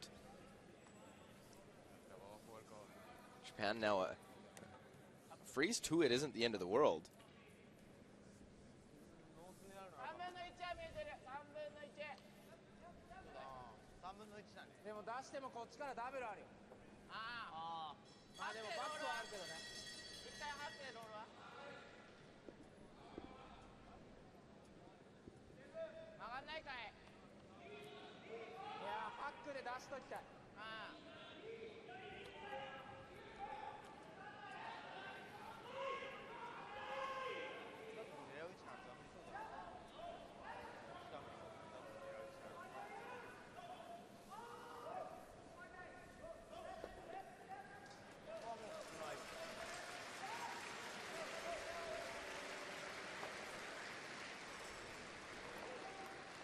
Well, looks like they're going to play a hit on it. They are second shots, so I figure they can get a force that way.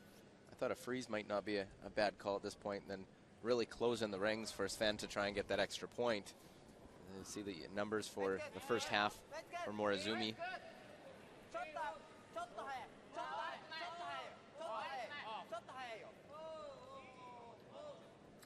So Patz's draw hang pretty straight coming down here, and this is hanging straight too. Just gets enough of it. Question, will it sit for second shot? And it spins back to ensure that it is.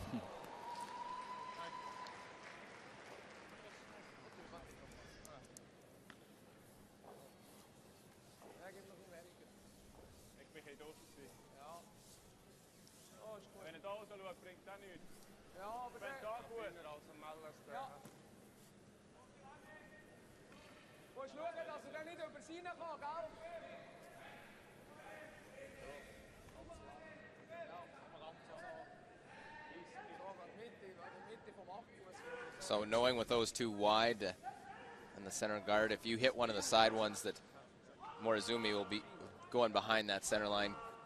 Sven electing to play this out-turn draw. Sure, he might as well. It's just extremely important that he stays in front of the tee line here. He wants to slip behind the tee line. 80% for Mikel. If you get it fully buried, it might be very difficult to get at too.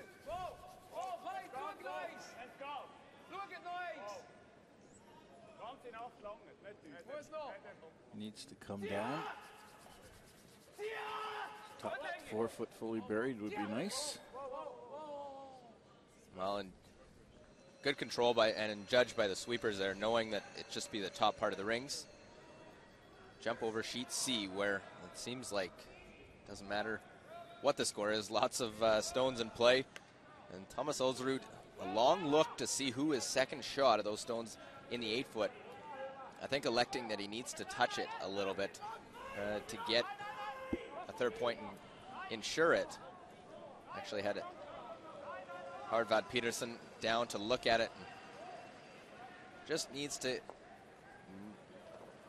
touch that one over, rolls it in, and it is 3. So defense optional on sheet C today, as it is now 7-5 in that game. It's 2 stolen points, the difference for the U.S. That one goes to the top of the 4 foot. The shot is not that easy. I think there's a bit of a straight spot here. Really need to be careful with it. Cannot overthrow this stone. Final stone for Morozumi.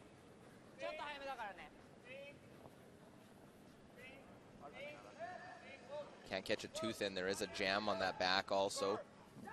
Comes down and able to catch enough, punch it through and stick around. So very nice. Not an easy shot with that guard out in front. A lie 3, and Switzerland being forced to take their 1.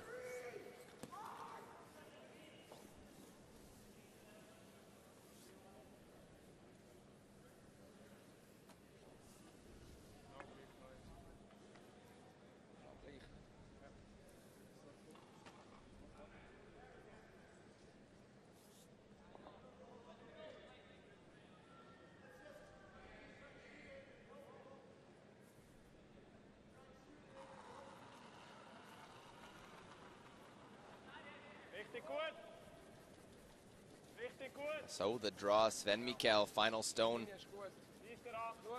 6th end. Increase their lead to 3. Important now in this game to score with the hammer for Switzerland with the lead. And we'll do just that. So that one comes down nicely right to the Ford logo for a single point. Here they take their 3-point lead, and look at the bells. They're ringing for the 6-3 advantage, Switzerland over Japan.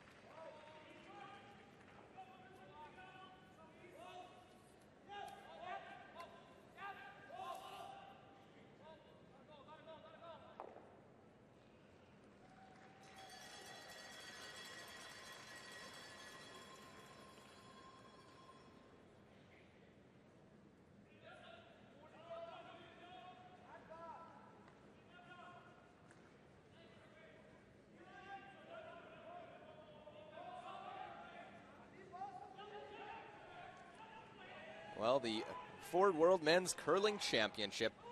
Beautiful Save-On Foods Memorial Center. Luke Coley, Armin Harder. As we are high above the action, watching on as Simon Gempler will start off this 7th end. Switzerland 6-3 advantage. Must-win game for them. Have any chance at a possible tiebreaker. To win their 2 games today. They'll also play the Czech Republic tonight. This the final round-robin game for Team Japan, coming in at 3-7. And one of those wins against Canada, so big win for them there. Also Sweden, so knocked off a couple of the big guns coming in that you look at it, and I'm sure if you told them you have 3 wins going into your final day, but 2 of them are against Canada and Sweden. Pretty impressive. Well, they'd enjoy that. This team, young, the 28-year-old Skip, in his 2nd World Championship.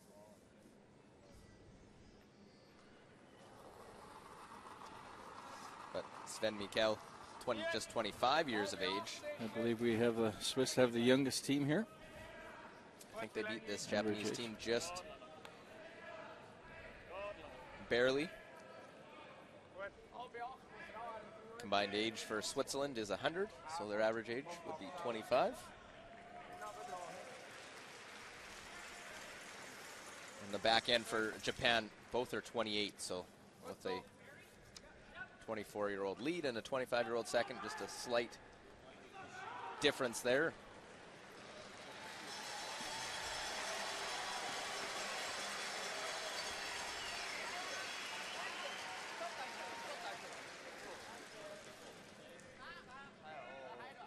Those 2 into the top part of the house, but a little bit of overlap.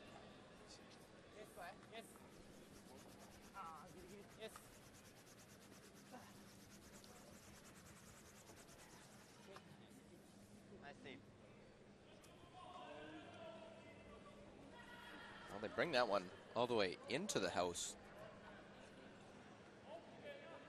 Probably trying to put up a second corner and sliding deep.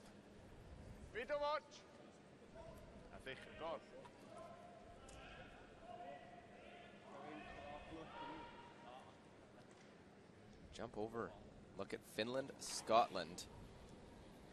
As it is a 6-6 game. And Finland lying 1, the back end of that chain. Looking to draw for 1. I don't think any real play. As we see in our game, the peel of the corner. It's a nose hit. Just high nose. Just high nose. Even if you catch the back one, I don't think you'll squeak it. Well, you might. You might sliver it over. I don't think so, Phil. What have we got to lose? I won. What have we got to lose? Brewster says 1. So David goes down and he's going to throw it. That's throw it in. It's also easier that they're in the 1-2 game. They're 8-2. Yeah.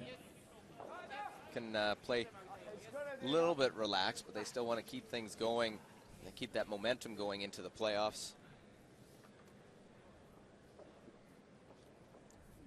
Harshit, the corner guard, goes out, and we'll see another peel. Sandro Trolliet. As Murdoch playing a run back, try and get this one. As Brewster says, just a nose hit. So needs the nose hit. Get it on the nose, hits it a hair high, and can lose more than that. Loses 3. 3, wow. Don't know if he'll listen to Tom there again on losing just 1. So steal 3. 9-6, Finland leads. I hate to question it because they're the ones throwing it, but tie game. Draw for 1, but realize you want to try and go for 2.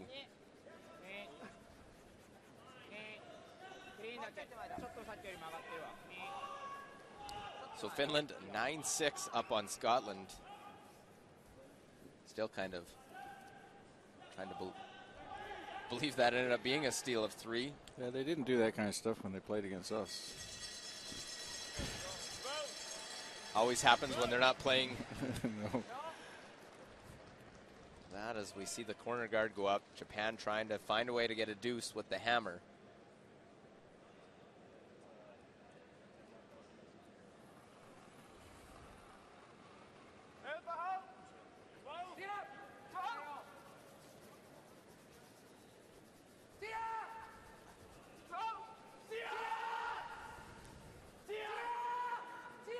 Well, sneak by, and they'll just touch the front as they end up moving those stones in the 8-foot. Jump over again. Canada lying, looks like 3 against Denmark. Rasmus Djern in a game of singles.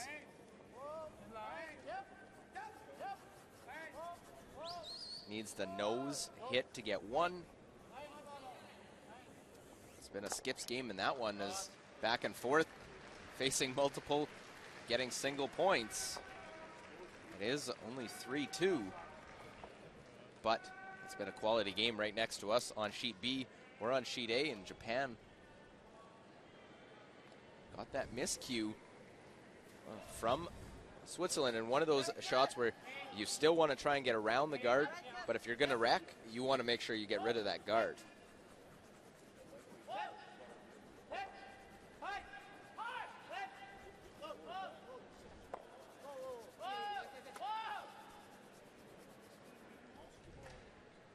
Hit the roll. Switzerland still laying shot.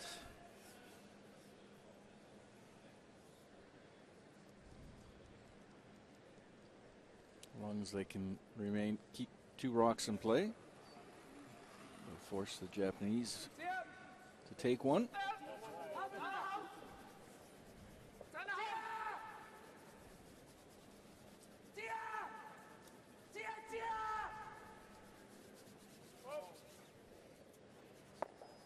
A little roll into the 4-foot, lie 2, with that corner guard still in play. Obviously trying to bring play a little bit to the center. Does leave a chance at this double.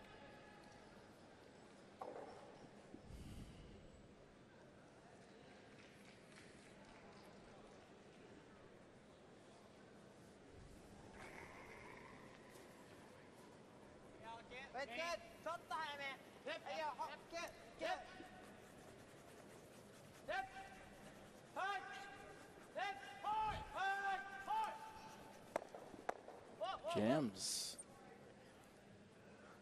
Well, just in between of which way you're going to try and make that double. Leave Switzerland lying 1, and they can just trade hits to try and lie 2. As we enter Skipstone's 7th end. This is draw 16. Switzerland trying to give himself a chance at the playoffs, but also 2 wins, trying to qualify for the Olympic Winter Games.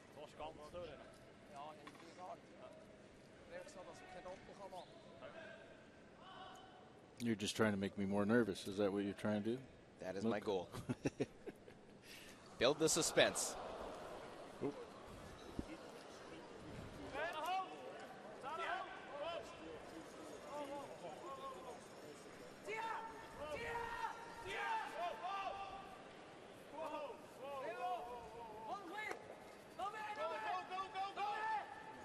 Well, hit and roll. Able to block off the draw behind the corner. Yeah, didn't roll enough though. Double to lay 2 is still there. Needed to roll a little more.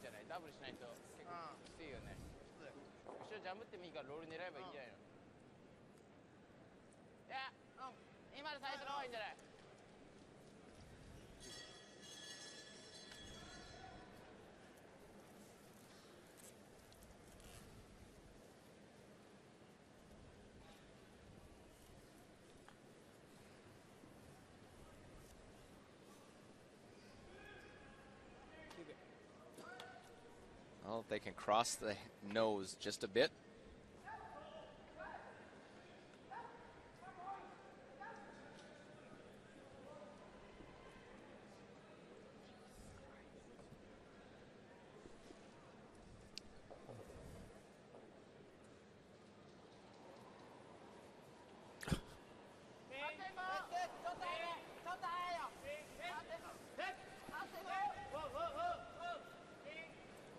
trying to cross nose just a bit, make the double, and the double roll over beside your own. Question, did they bump that one far enough? How much is available? Can you make the double right back? Yeah, this looks like a fairly simple double. They figure how much is available. We'll take a look in again. USA, Norway, 7-5. Points galore in this one. And right now, Brady Clark facing two. Has those two stones trying to hit. Could make the double to score as one. This one has to get something. Will it be able to make the double? And he splits those two. Didn't think there was really a hole between them. And just like that, it is now a 7-7 game. Brady Clark, it's been that type of week for the USA and the Seattle skip. I bet you he couldn't do that again. No, I don't think a lot of people could. There was maybe a bit more than a rock open on that as the double made by Sven Mikkel. Throw through for the blank. Keep it a 6-3 Swiss lead. And Sven probably no problem blanking or having a blank. Maintaining their 3-point lead. Japan will have to take their chances to try and get a deuce. Swiss being very disciplined in their game, not allowing themselves to get coaxed into anything overly aggressive. That's against this Japanese team. That's tough as a young team. You may think, okay, well, maybe we'll go after it a little bit, but they stick to their game plan. And now the throw through for Morizumi to keep it 6-3. So the blank there, and here at the Ford World Men's Curling Championship, Switzerland, slim playoff hopes still alive. They need a win. They lead 6-3 over Japan.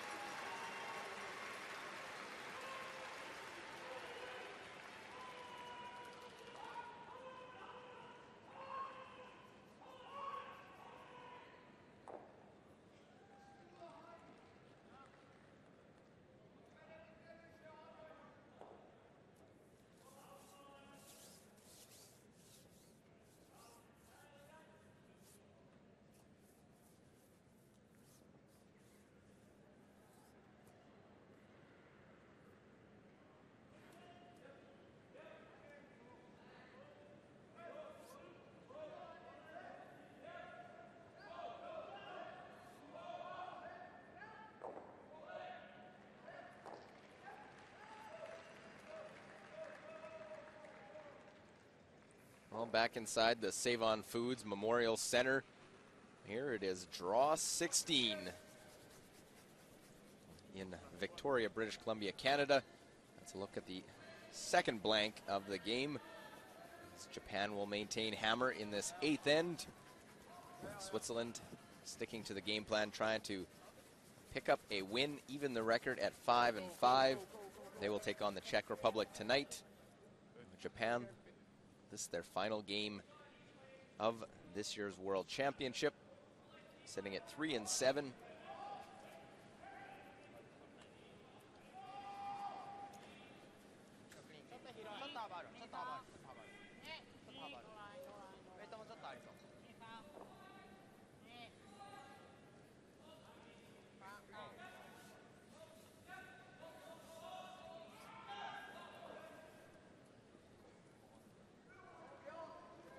as the just off center line guard goes up for Japan. I'm going to try and get there too. If we look at the comparison of the numbers, no hits for Morozumi, and both leads. Good games up to this point. Yeah, not much difference between those two.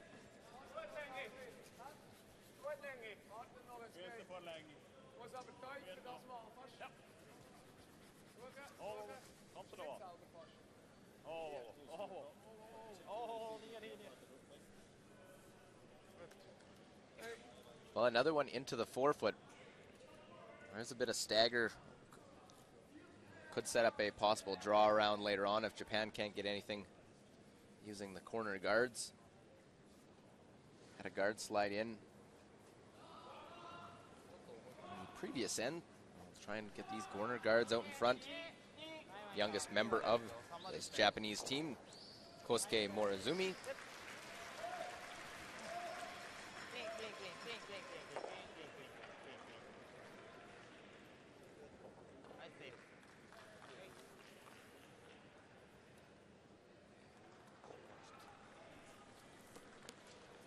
Guards in front.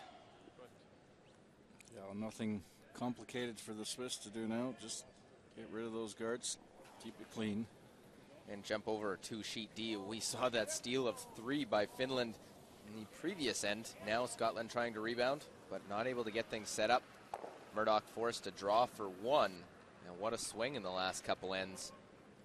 This to make it 9-7 heading to the 8th. Sweepers haven't laid a broom to it yet. Well, they had a big win last night against Sweden to help put themselves in a good position here today. They win their first this morning, and this one right down to the back of the button. Get their 1, 9-7. You're not going to see David Murdoch miss that draw very much.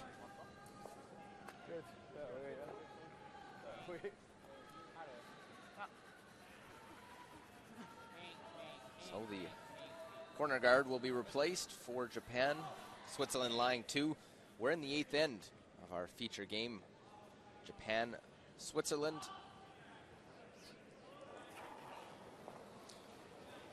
Even the seconds, both fairly close here. Well,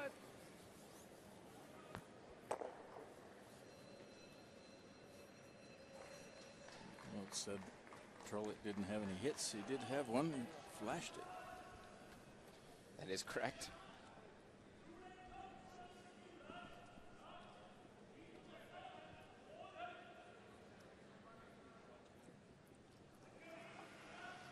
We'll see how long Japan continues to try and put up the corner guards.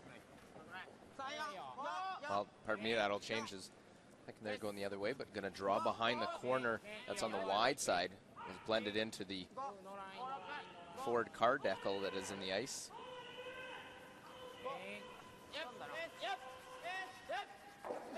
As they try to come right around.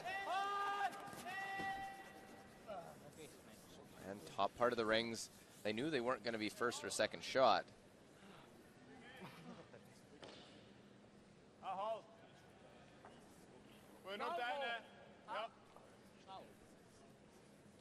Well, leaves part of it open.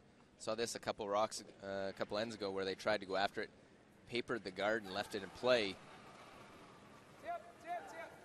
Claudio Pats peel that one out of the rings.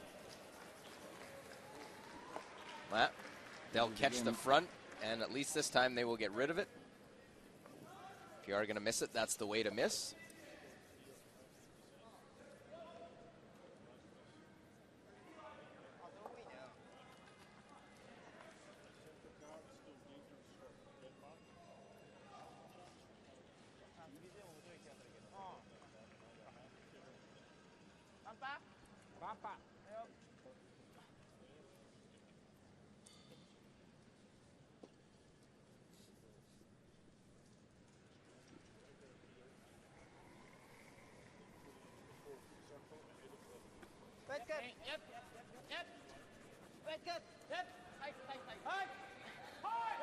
Well, making them play on these 2 stones in the 4-foot.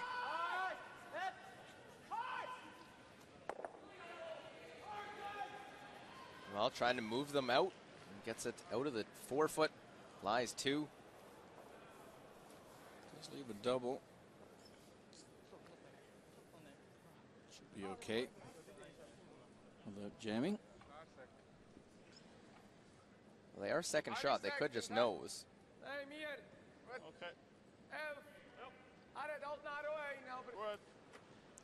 Yep, opting to go for the shot rock and just roll next to the Japanese third shot. Is that a case? Force your opponent to make the tough shot, just make the simple ones? Oh, absolutely. Close between the thirds. Big advantage at the 92 to 82 for Pats in the draw game. Not playing the broom wants to stick around. That's a disappointing miss. You go for the simple shot and hits, rolls out of the rings, and now Japan an opportunity to get 2. Little freeze tap.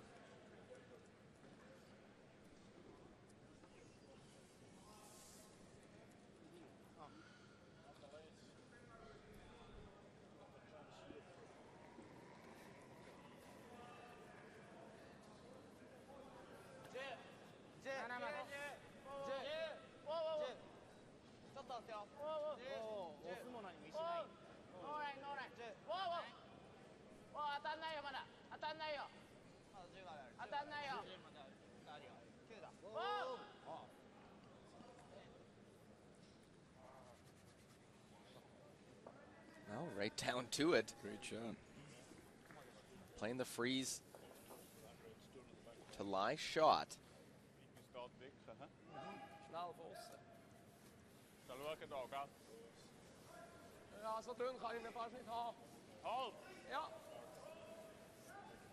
What's the thinking here playing this? This trying to hit that and roll over to the other one. Maybe touch it to move it out. Does have to be aware of the jam on the red one. That could hit and roll back into the house again. He doesn't want to do that. Aber fast etwas bewegen, oder? Halt! Bewegt sich etwas mit Halt. Bevor du dran rollst, bringt nicht viel. Das kannst du gar nicht.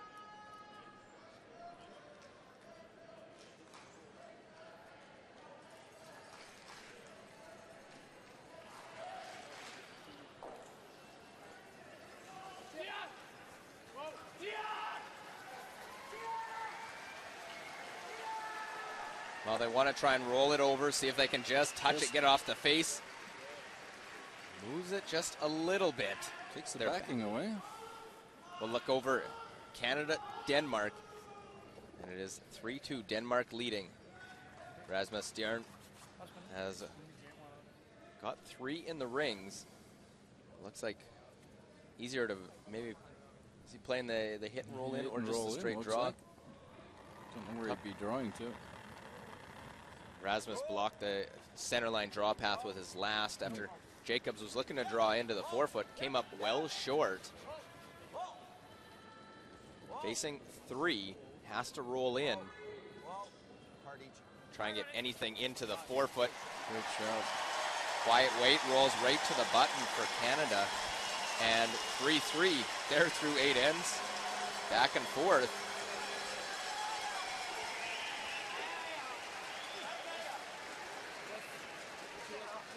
Meanwhile, our game, this one needs to be in the rings. Yusuke Morizumi, earlier in the game, their team had 1 that came up well short to try and score 2.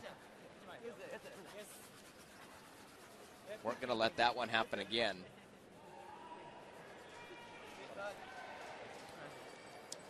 So leaves them even. Even the vice, Tetsuro Shimizu, comes out.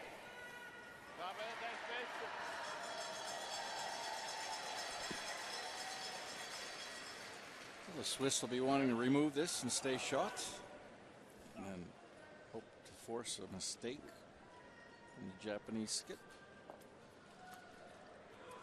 Not much more that can be done after the hit and roll out by Claudio Pats. As we look at the skip numbers, look at the hit or the draw difference, almost 30, over 30% in favor of Mikel.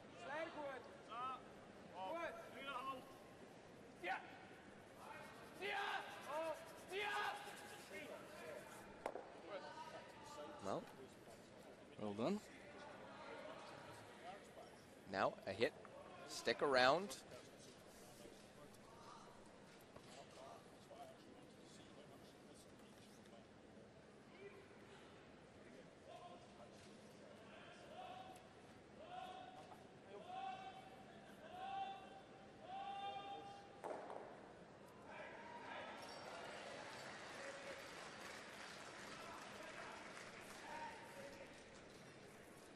So a chance here to get within one with 2 ends remaining for Japan.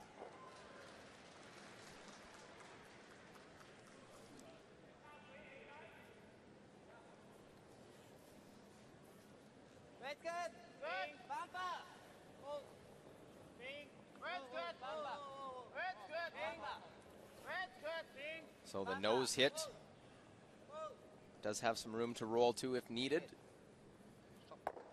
And that one nicely done, able to hit, stick. So we're through 8 ends of play. Here it's draw 16 and a 1-point game, 6-5. Switzerland on top. They have the hammer heading to N9.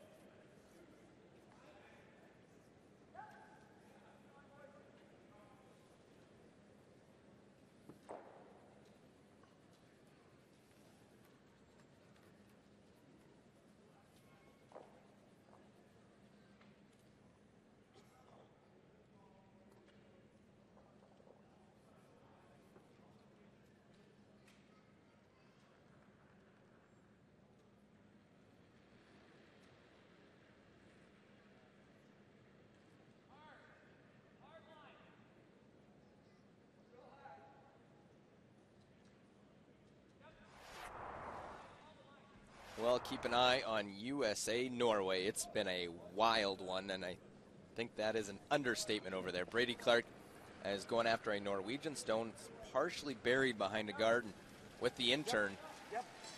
After making it through a port and giving up a steal of 2 that we didn't think was there. Now trying to make contact with it. Sweepers back off. Do they have any? They'll catch it. Shooter rolls over to the side, and it will keep going. Thomas Levold gets it just out. Just out. But it still is a single point for the U.S. They score in the 8th end. They have an 8-7 lead with 2 ends to play. And very high entertainment value in that game. Stars and Stripes, not sure if to cheer or not at that point with that one just missing. That's just unfortunate. That just going that much too far. Well, we are on sheet A. Switzerland, Japan, Swiss a 1-point lead. 9th end, centerline guard here as they did. Coming out of the break in the 6th end, trying this little split. Push it in, shooter roll off into the side. Gets it off the center line. Well, the Gempler made 2 of those in the 6th end. Sure we'll ask for a second one coming up with this center line guard going back out in front.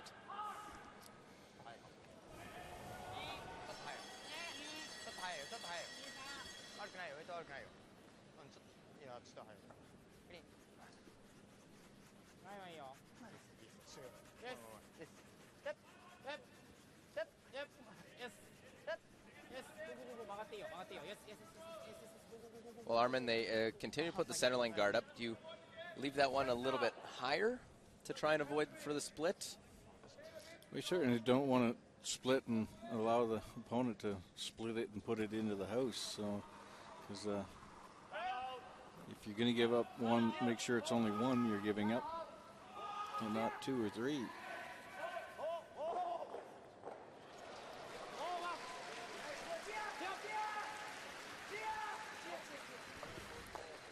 Well, hit and roll to lie 2.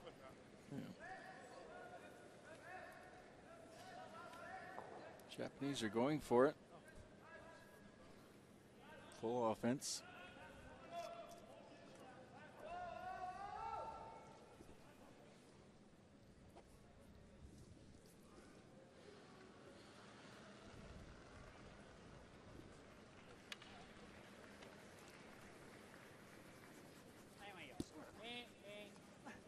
Well, you got to take a risk at some point and need to do something. As see them put that second guard out in front after Switzerland lies 2. Looking for the peel.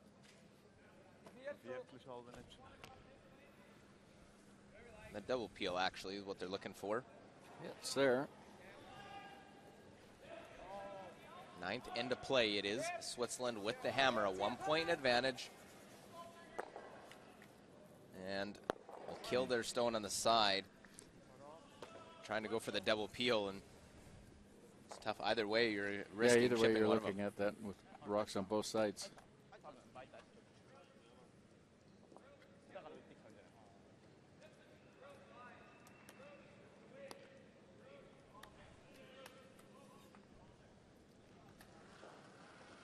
Well, now with just 1 in the rings. See if Japan guards or they come around.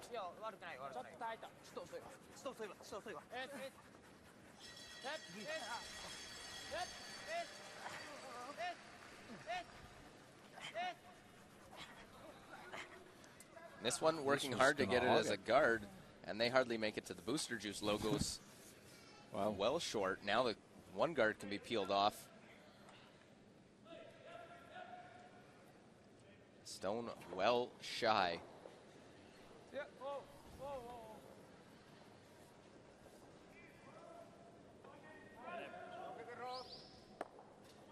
Well, they'll catch that and we'll tick that one behind the tee line.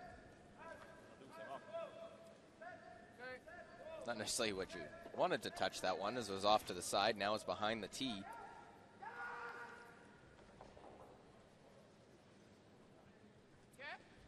Well, jump over again. Finland, Scotland, a 2-point Finnish lead. This has been a roller coaster too. There's been a few of them out there. You got these ones and you have the low-scoring games. And 9-7. Close to see who is shot. Stone, or second shot, pardon me. Aku Koste. If he's second shot, a nose hit for 2. See, this Finnish skip. First time skipping at a world championship. Previously at other positions, and will make the hit roll away, and it is 1 yellow. So let the roller coaster ride continue. Now 9-8. So tricky. I don't know why wouldn't you draw there? You'd be up 3. Just one of those decisions that I'm sure, well, Brewster and Murdoch had one earlier too, that I could see playing the hit if you were second shot. Obviously I didn't have the feel for draw weight, which isn't a good draw thing. to.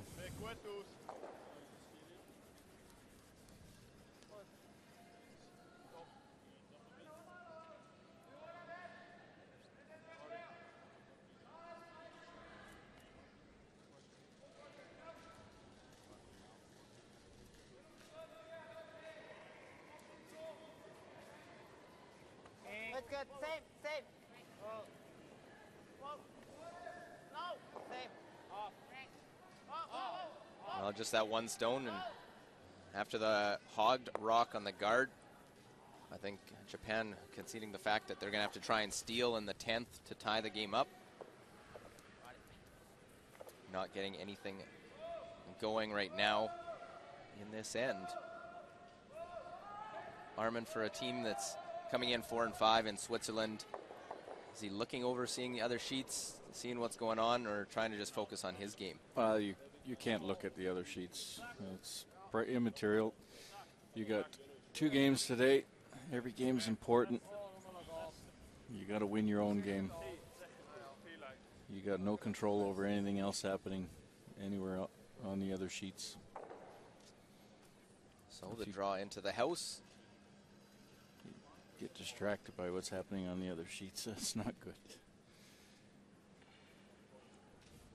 Played very disciplined here, Swiss. Although they're a very offensive team, they haven't allowed the Japanese to control the game. Done a good job sticking to their game plan in the second half of the game. Yep.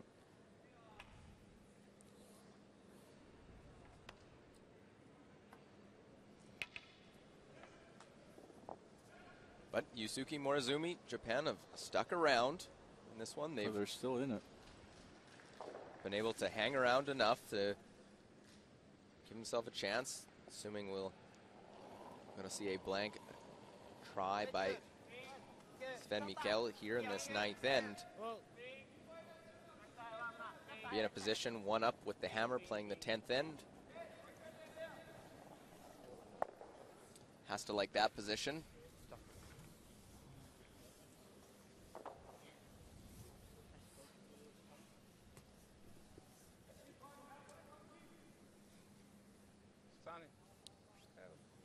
So first of skip stones for Sven to make the hit.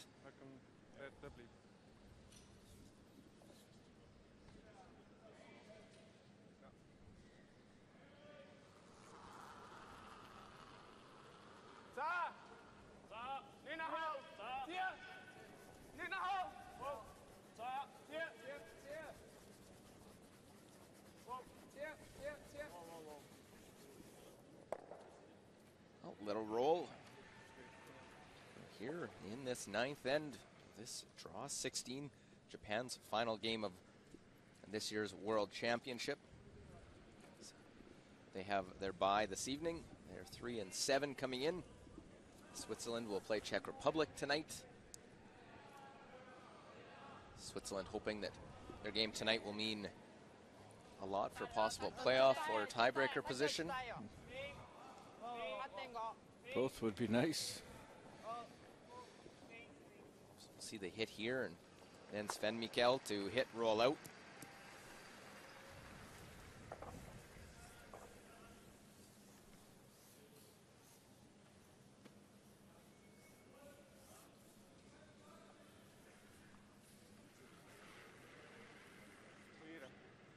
So Sven, his first World Championship.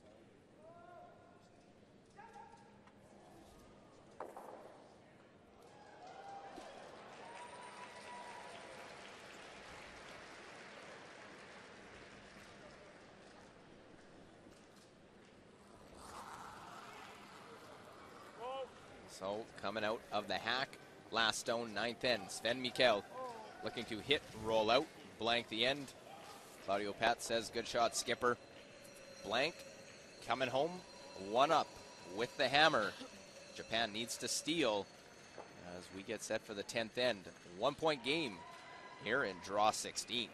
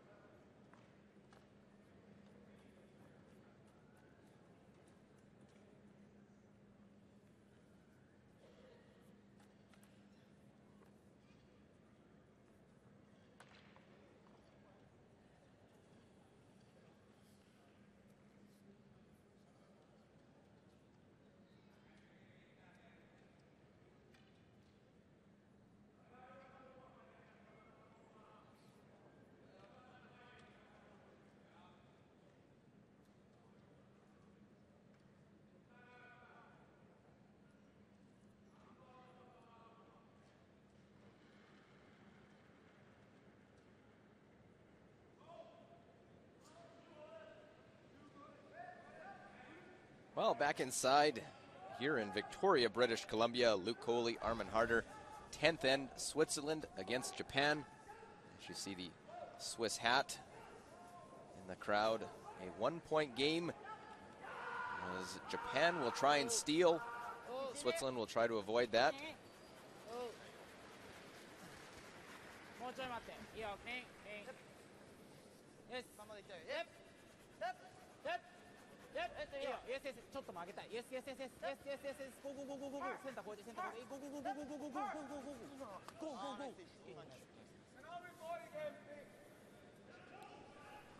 So 10th end, a 1-point lead. See Simon Gempler go to play these ticks.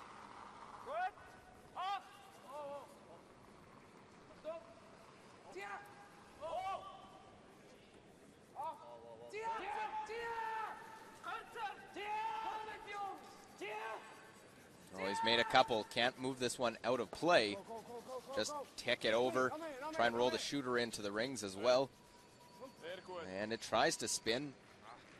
I don't know if it quite got into the house. Nice try. Good tick. Main thing is that rock is off the center line.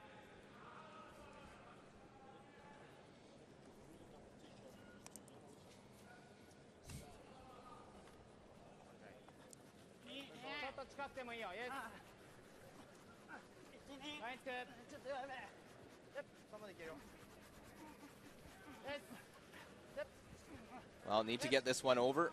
Probably about a halfway guard. You don't want it too tight that Switzerland can chip and roll in.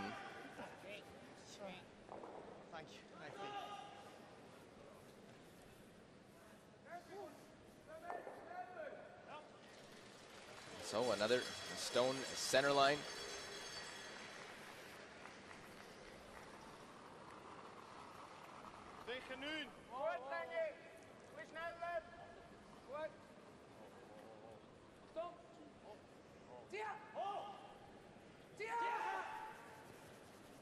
Looking close again. Well, on-off, always a good sign when you see the sweepers. This time he's got it in the rings. He'll tap the other one in, rolls it over. So center line open. And as a skip, want the forefoot in a 10th end of a game with the hammer.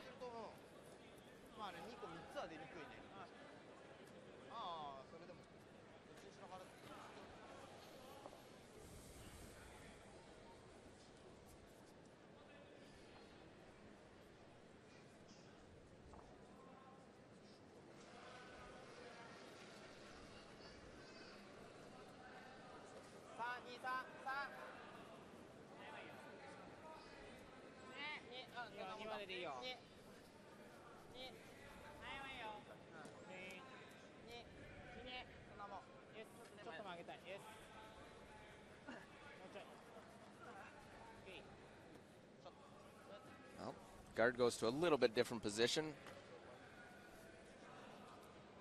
Yeah, you're not gonna Tough to steal if you're not protecting. steal if you're not protecting the forefoot. That's right. And Sven Mikkel has been solid in this game. 83%.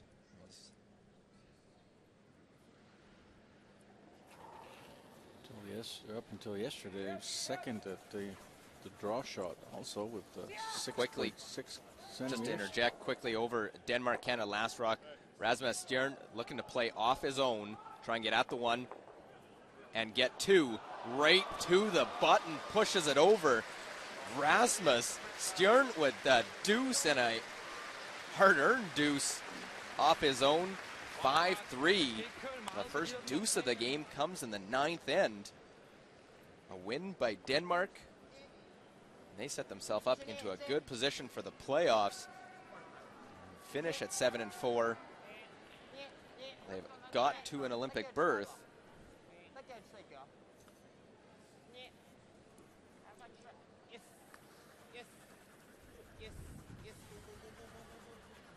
Again, Japan puts the centerline guard up in front.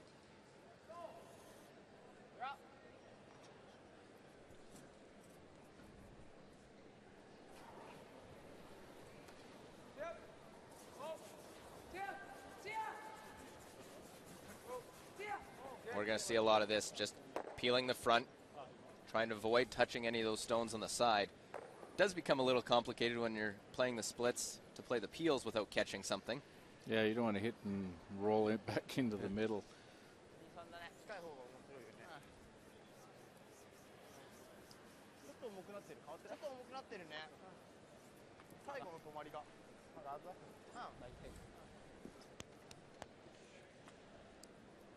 So still a little bit of a buzz here in the building with Denmark getting that deuce in the ninth end. They're up 5-3. Denmark can finish 7-4. That would put them in a playoff spot, I would think. It all depends on those. There's 4 teams right now tied for third place, so only 2 of those 4 can get in. But it would also bring Canada 3 losses, and Sweden, one of the 4 lost teams, could bring Canada back to 4 losses, assuming Denmark can hold on to the game right now. Like we talked about, lots of combinations. Too early to tell. There's another guard going out. Japan trying to eliminate Switzerland from any chance.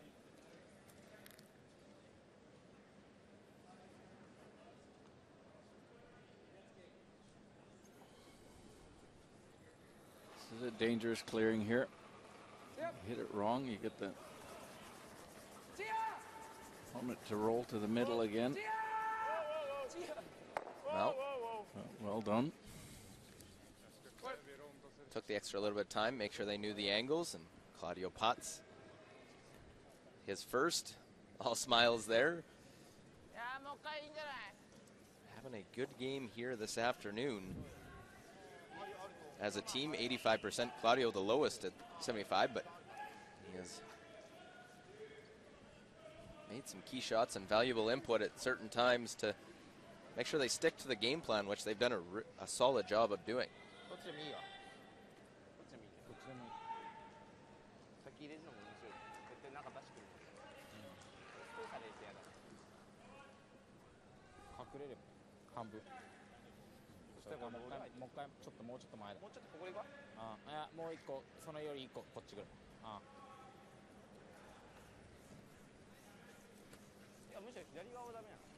Well, the Japanese coach, not a confident look there from Hitomi and Nakoka.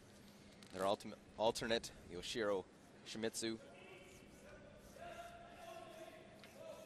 Yoshiro, just 20 years of age, so another young player on this Japanese team, Sven Mikkel.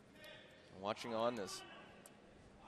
Playing out of the Karizawa Curling Club, which they just opened a brand new facility there.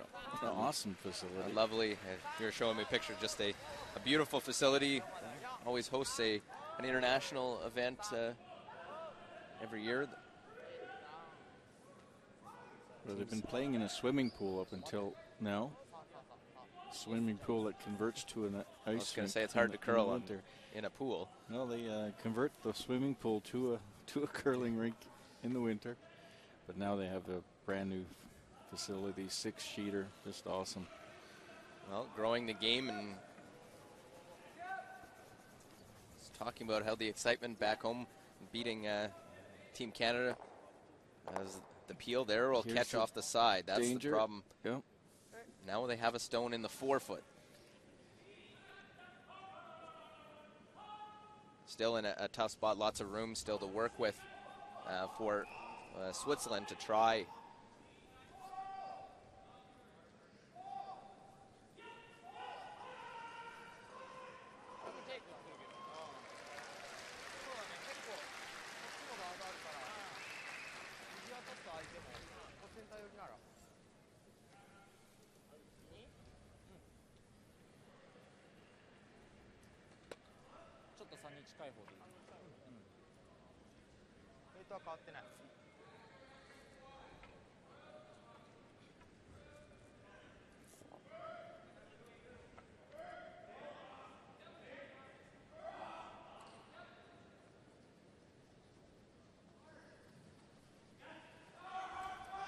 Yusuke Morizumi, 75% on draws in the game.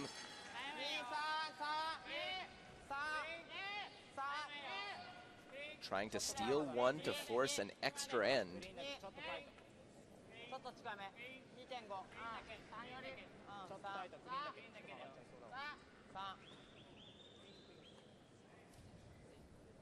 Trying to guard their stone up. And will come tight to the rings.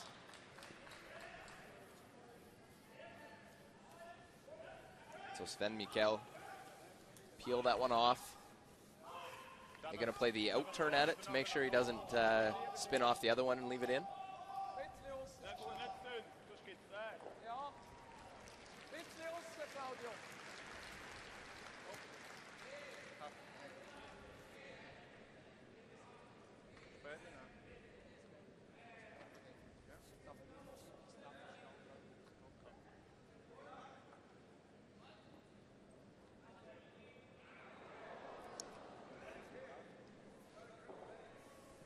% for Sven on hits in the game. There's a little double take. Yeah, this will be a difficult shot here. Need to make sure that it doesn't hit it too thin. Once you get both. And they spill it closer to the button. And the shooter still out in front. Yeah. Morozumi. See where he goes with this one. Lying one in a potential steal position. Needs to cover it fully. Fortunately for the Swiss, they have a one in the 12-foot that's counting. Well, actually, they just need to blank. It would be all right. Have that luxury.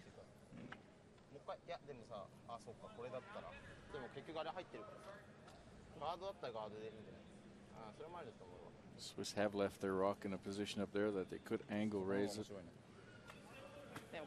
on it. This is what the Japanese are looking at. They want to be able to try and cover both. It'd be pretty hard to do. It'd be nice for them to come in lie two so that they couldn't just peel one out. That'll leave a straight double though. Carve. You can't cover everything. You're going to leave Michel something.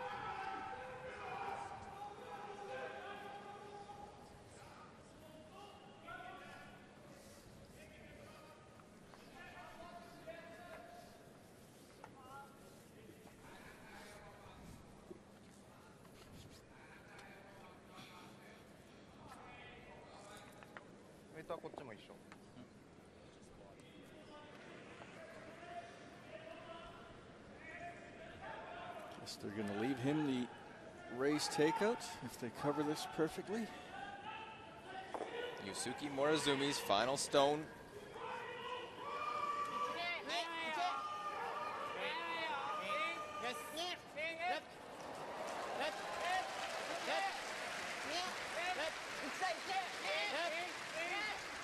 Final stone for Team Japan, 10th end, down 6-5. Very long guard. It does leave the in-turn tap, probably.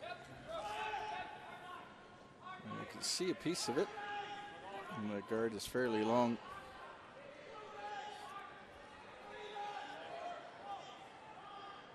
Just a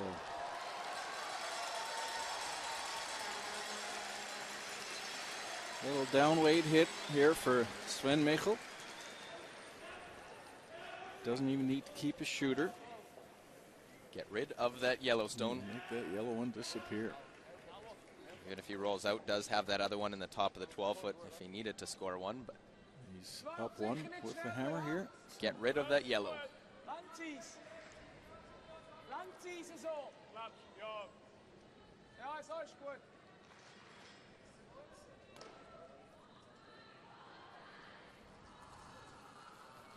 So final stone, 10th end, Sven Mikkel. In turn, tap to pick up their 5th win. Nothing yet. Making its move now. Make its move. Do they catch enough? As they'll catch a good chunk. They will get their 2.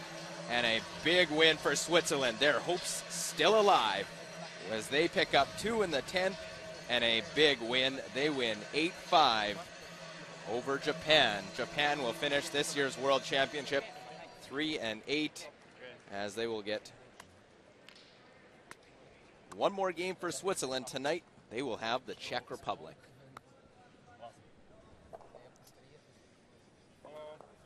And a very solid performance here by the Swiss. Disciplined game, nothing fancy. Had to get the job done. That's what they did. As Luke heads down to do an interview, we're looking here at the Swiss fans section.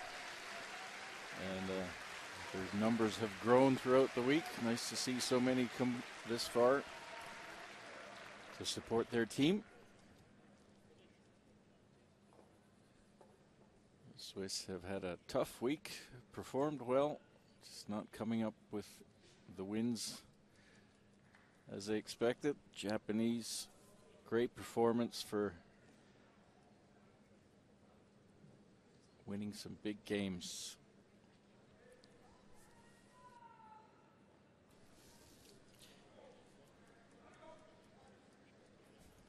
And Luke Coley will be doing an interview with the winning skip.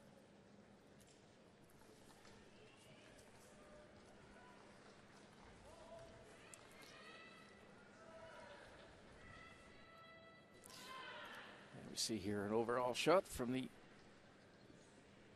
stadium here in Victoria, and we'll go to the highlights in the 6th end. The Swiss looking at 3 Japanese counters.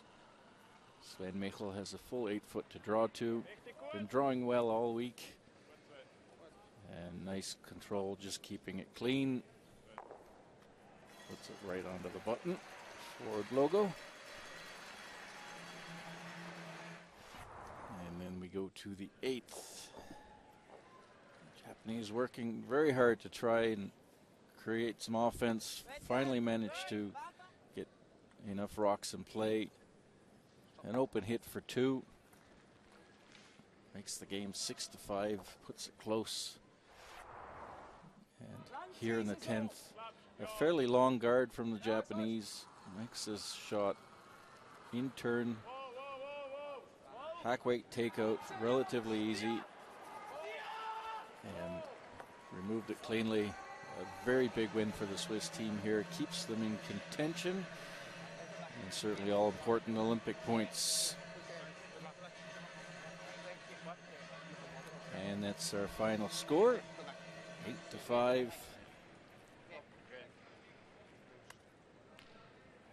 Switzerland over Japan. And Denmark is leading Canada 5-3, and they're in the 10th end. USA, a bit of a roller coaster game, up 8-7 in the 10th end against Norway. Finland, Scotland, high scoring 9-9, also in the 10th end. And look quickly at standings. Scotland in the 1-2 game. Canada trying to get in there also. And then Sweden, Denmark, Czech Republic trying to get into the playoffs. China, Switzerland still with a small chance. USA also fighting for Olympic points.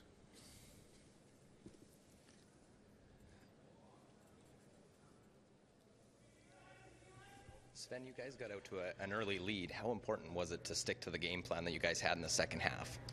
I think it was really important to be up early, and then we can control the game and start to play a little defensive, and yeah, it was really important for us. Talk about that last shot, the hit to win the game. Yeah, I think just close to the end of the game we were a little bit nervous and start to make a couple mistakes, and I did a mistake with my first one, and then I knew I have to play well for that shot, and I did it, and now I'm happy. One more game left. You're looking to try and get to that Olympic qualification. How important is that? It's really important. I think it's an all or nothing game. We have to win, otherwise the Czechs are better than us, and yeah, but we will be ready and fight till the end. good luck tonight and have a good one. Thank you very much.